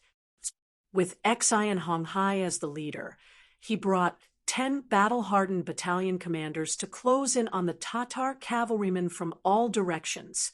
Under their lead, more and more soldiers stopped taking out their bows and followed behind the officer. They dodged the arrows and closed in on the enemy cavalrymen. Tiger's Mane was looking at everything that was happening in the distance through his binoculars. His expression was stern. When the 6th young master said that he wanted to give this mission to them to train and strengthen the ability of the independent regiment to fight on horseback, he was still a little unconvinced. Previously, their independent regiment had used infantry to defeat cavalry at the short stone pile. Now that they were cavalry, how could they not defeat cavalry? Reality gave Tiger's Mane a big slap in the face. Only now did he understand that their previous victory was only due to the power of the Type 81 assault rifle. When they gave up on using firearms, their independent regiment was nothing. Commander, the situation with Vice Commander Xian is not good. Should we send the cavalry battalion? Another cavalry battalion commander of the independent regiment asked worriedly. The independent regiment had 10 cavalry battalions that were reorganized from infantry. Apart from them, there were 6 other cavalry regiments. In comparison, these 6 cavalry regiments were much stronger. Although they couldn't compare to the Nuzan cavalry, they had the advantage of numbers. Dealing with 1,000 Tatar cavalrymen wasn't a problem. Clenching his right fist, Tiger's Mane was a little tempted. His breathing became a little heavier, but after a while, he exhaled and said, "No need. An army has to go through hardships and risks in the end. If they are always under protection, this kind of army will never be strong." Tiger's Mane didn't order the main force to go out and help. This was because he knew that an army that hadn't undergone a transformation wasn't a strong army. It was also because he believed in his vice commander, Xian Honghai. He believed that he would be able to obtain the final victory, not letting Tiger's Mane down. Xian Honghai really did give up on long-range attacks when he discovered that the situation wasn't good. He changed to close combat. He relied on the incomparably sharp saber in his hand to shorten the gap between the two sides. When Xian Honghai brought his 10 battalion commanders to the front of the Tatar cavalry, the saber in his hand continuously swung down. The enemy's cavalry formation that had just gathered was scattered. The advantage of archery was suppressed. Taking advantage of this opportunity, more and more of the independent regiment's cavalry rushed over. The situation began to turn in their favor. The soldiers of the independent regiment couldn't be more familiar with the saber training. When they didn't have war horses, one of the things they had to do every day was to hack their saber 1,000 times a day. Because of this, countless soldiers' right arms swelled up. Some even fainted on the training ground. Their hard work finally paid off.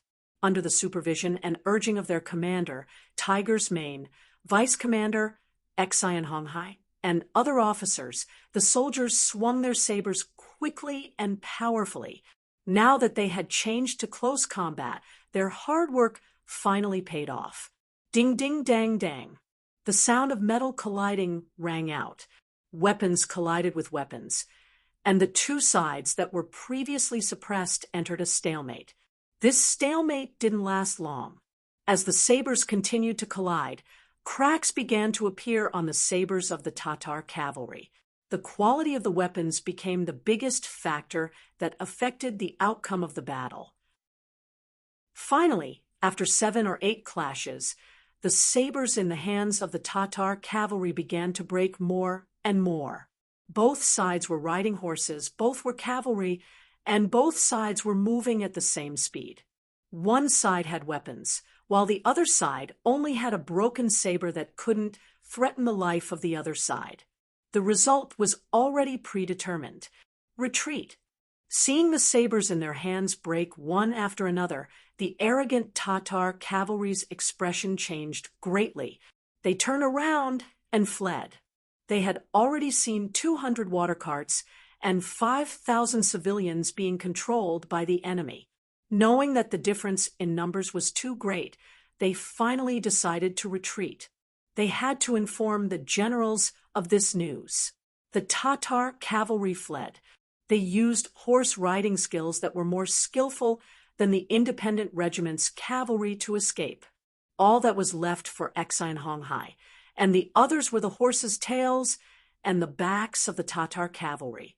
Although the Tatar cavalry fled, and the independent regiment seemed to have won, when the final statistics were tallied, they discovered that they had lost more than 100 soldiers and more than 300 were injured. However, the number of enemy cavalry that remained was less than 200. This was the first time since the establishment of the mercenary regiment that they had such a ratio of battle results and casualties. Of course, this was the first time that the results were the worst. Because of this, Xian Honghai brought 10 battalion commanders and more than 800 cavalrymen who were either injured or uninjured to the commander of Tiger Brilliance and asked for forgiveness. You don't need to ask for forgiveness from me. You should ask for forgiveness from the more than 100 comrades that have already died. With the same number of soldiers, you suddenly killed your way out and took the initiative. However, the battle was actually so tragic. You can conclude it yourselves. Tiger's man said with a cold face. After saying this, he brought the 200 water carts and the 5,000 civilians that he had just captured and headed to the beginning city. As the commander of the independent regiment, he had to bear the main responsibility for today's battle. He had to personally ask for forgiveness in front of the 6th young master. Aramadki had been officially renamed as the beginning city by Yang Qindong. After the name change, the city seemed to be glowing with youth. The city was bustling with activity. Chapter 697. Under Yang Qindong's orders, a large number of trees and stones were carried into the city. Temporary houses were either reinforced or uprooted from the ground. Since they were going to choose this place as their base camp, they naturally had to build a place for the army to live. Rows of brave cavalrymen dismounted from their war horses and became construction workers to build their own homes. Not only them, but the thousands of people in the city were also busy. Among them, except for the children, everyone else joined the army to build the city. The old men and young men worked with the mercenary soldiers and could earn 1 or 2 taels of silver every day. This was naturally a great temptation for them. Even the women entered the logistics camp to help cook. In this way, not only could they eat 3 meals in the army, but they could also earn half a tael of silver a day. This was an unprecedented good thing. For the thousands of people in the city, silver was a very distant thing. They almost did not have an impression of it.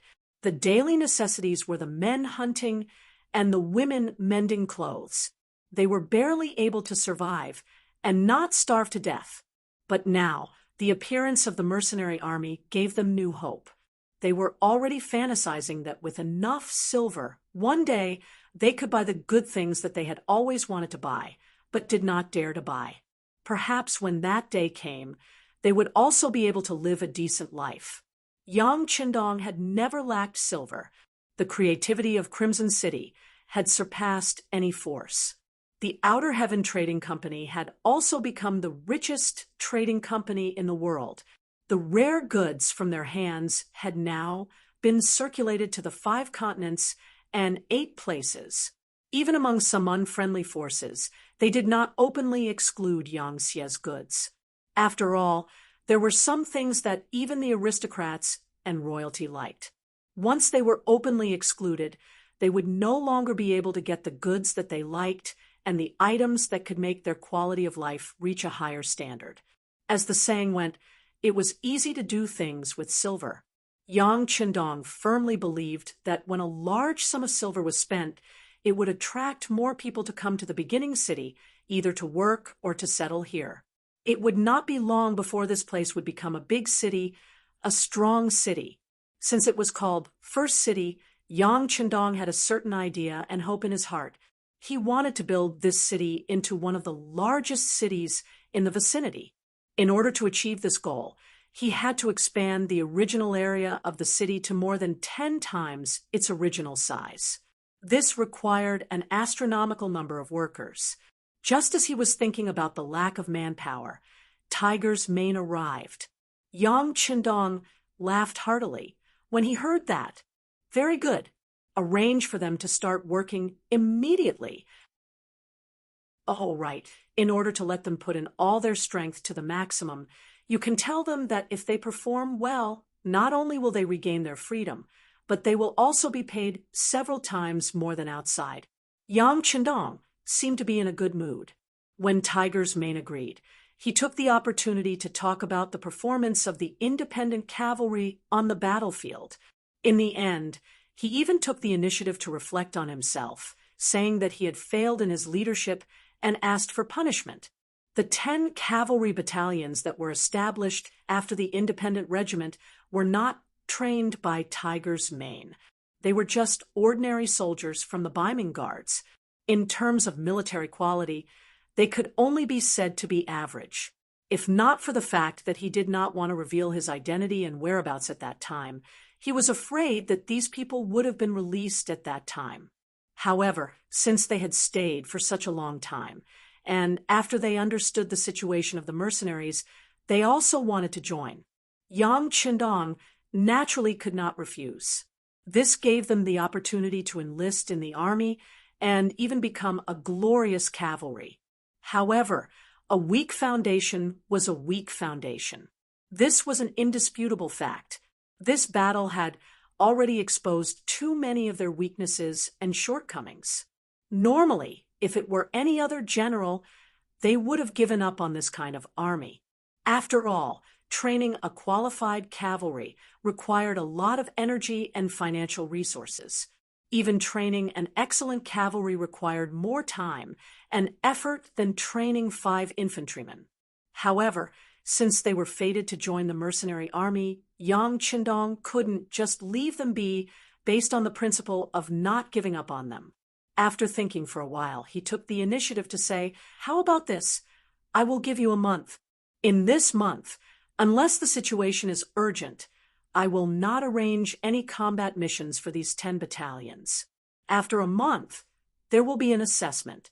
Those who pass can stay, and those who do not pass will be given a toll to leave the army."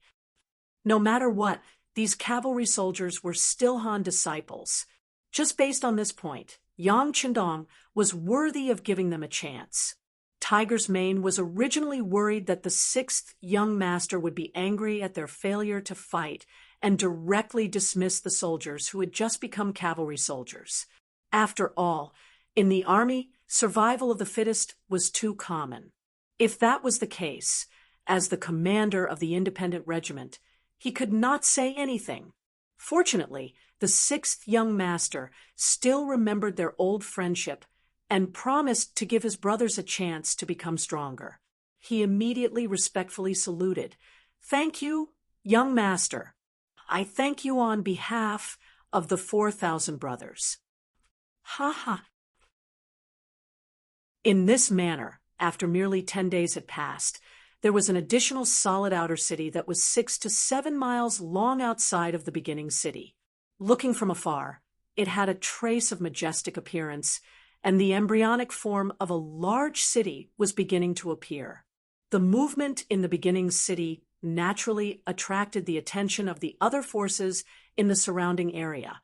This was especially true for the nearby Tatars. Originally, the first city belonged to them.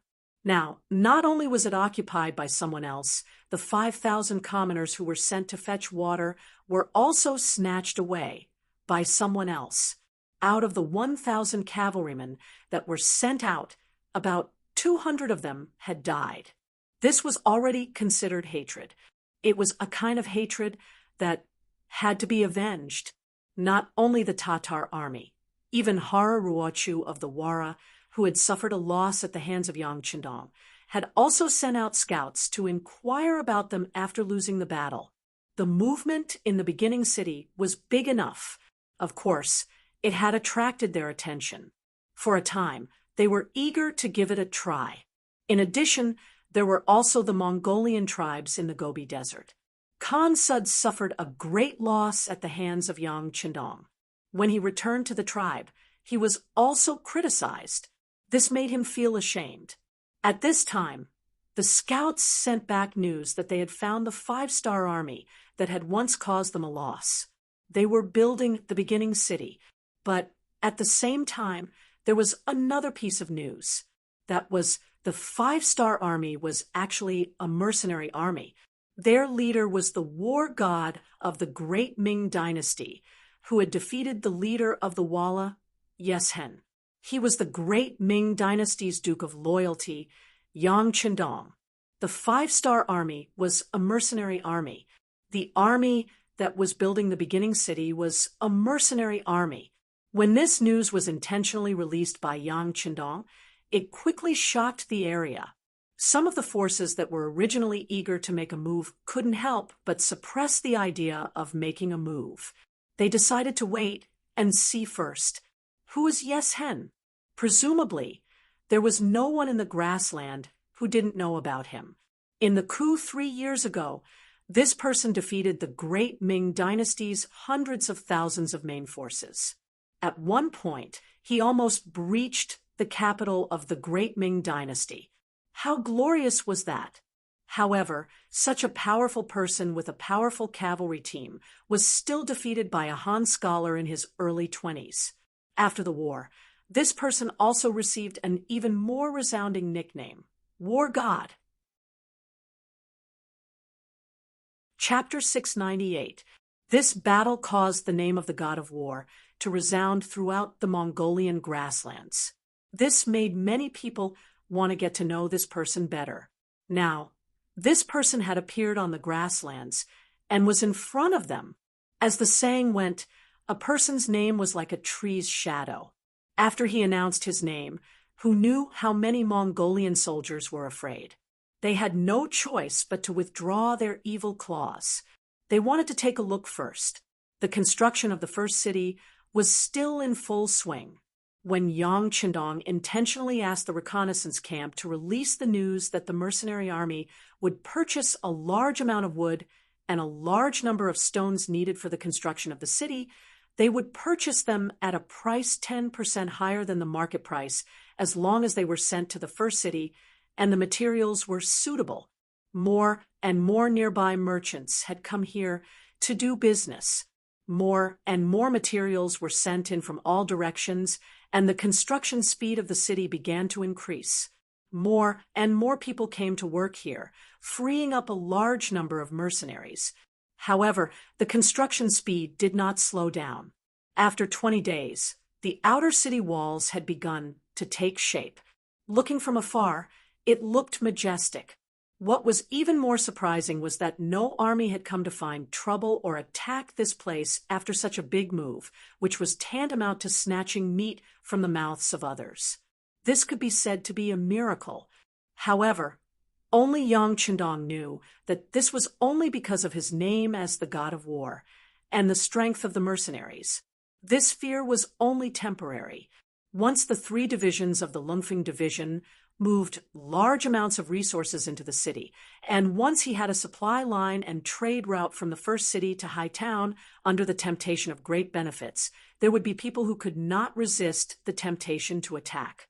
As for when that day would come, it all depended on when the 3 divisions of the Lungfeng division returned. At this time, the 3 divisions of the Lungfeng division had already walked past the Daxing and mountain and came to the Liao River. They were heading towards the Jianzhou left guard by the Songhua River. At this time, the Jianzhou left guard was not the same as before. First, the 2,000 cavalrymen, led by Liang Xian and Wei Zhen, were destroyed. Then, Tang Longtian led 2,000 infantrymen and disappeared by the Liao River. Their strength had been greatly reduced. For this matter, the commander of the Imperial Guard, Agila, sent someone to ask for help from the general of the new Gandusi, who was also the Dusi commander Song Quan. The people had been sent out, but it would take some time to get a result. It was at this moment that the 3 divisions of the Cold Front Division suddenly appeared in the vicinity of the Jianzhou left guard. When they heard the news from their scouts that an unknown but massive army was passing through their territory, how could they not be alarmed? Ever since Commander Liang Xian was informed of the incident, Abdullah had sent many people to investigate the situation. At one point, the incident had even alerted the embroidered uniform guard stationed in the new Gandusi region. It had to be said that this organization was very capable. After they began to pay attention to this matter and sent people out, the news quickly spread that this incident was most likely done by the 5-Star Army. The 5-Star Army's actions in the new Gandusi region were indeed very low-key. Perhaps many people didn't take them seriously. However, what did the embroidered uniform guards do for a living? They were good at grasping details. When they were certain of something, they could even fabricate details if there weren't any. Not to mention, the 5-Star Army had thousands of brothers. They had long taken note of such a force, but they didn't pay attention to the high level. After visiting, the embroidered uniform guards first locked onto Ding Shan, who had made a deal with the Vice Chiliarch of the Twin Cities Guard, Zhang Mingji. After drawing a sketch of this person and comparing it, the name of the 5-Star Army's reconnaissance company commander came out. Everything was settled. After the incident was reported, the 5-Star Army became the main opponent of the Baiming Guard's army. They were an existence that everyone wanted to kill. However, for some reason, the target suddenly disappeared. It was as if they had evaporated from the world. They couldn't find their location. Speaking of which, since they couldn't find the 5-Star Army, they could only continue to investigate. At this moment, the 3 divisions of the Cold Front Division appeared. They didn't have the slightest intention of hiding and walked out openly. Not only that, but they even headed straight for the Jianzhou left guard's base. Their target was so clear that it gave the guard commander Abdullah a fright. Abdullah ordered his men to close the city gate, which wasn't too tall or too big, while gathering more than 1,600 infantrymen. He personally went up the city gate tower and watched the army slowly approaching from afar. Cold sweat kept dripping down his forehead. As mentioned before, Abdullah was good at fighting.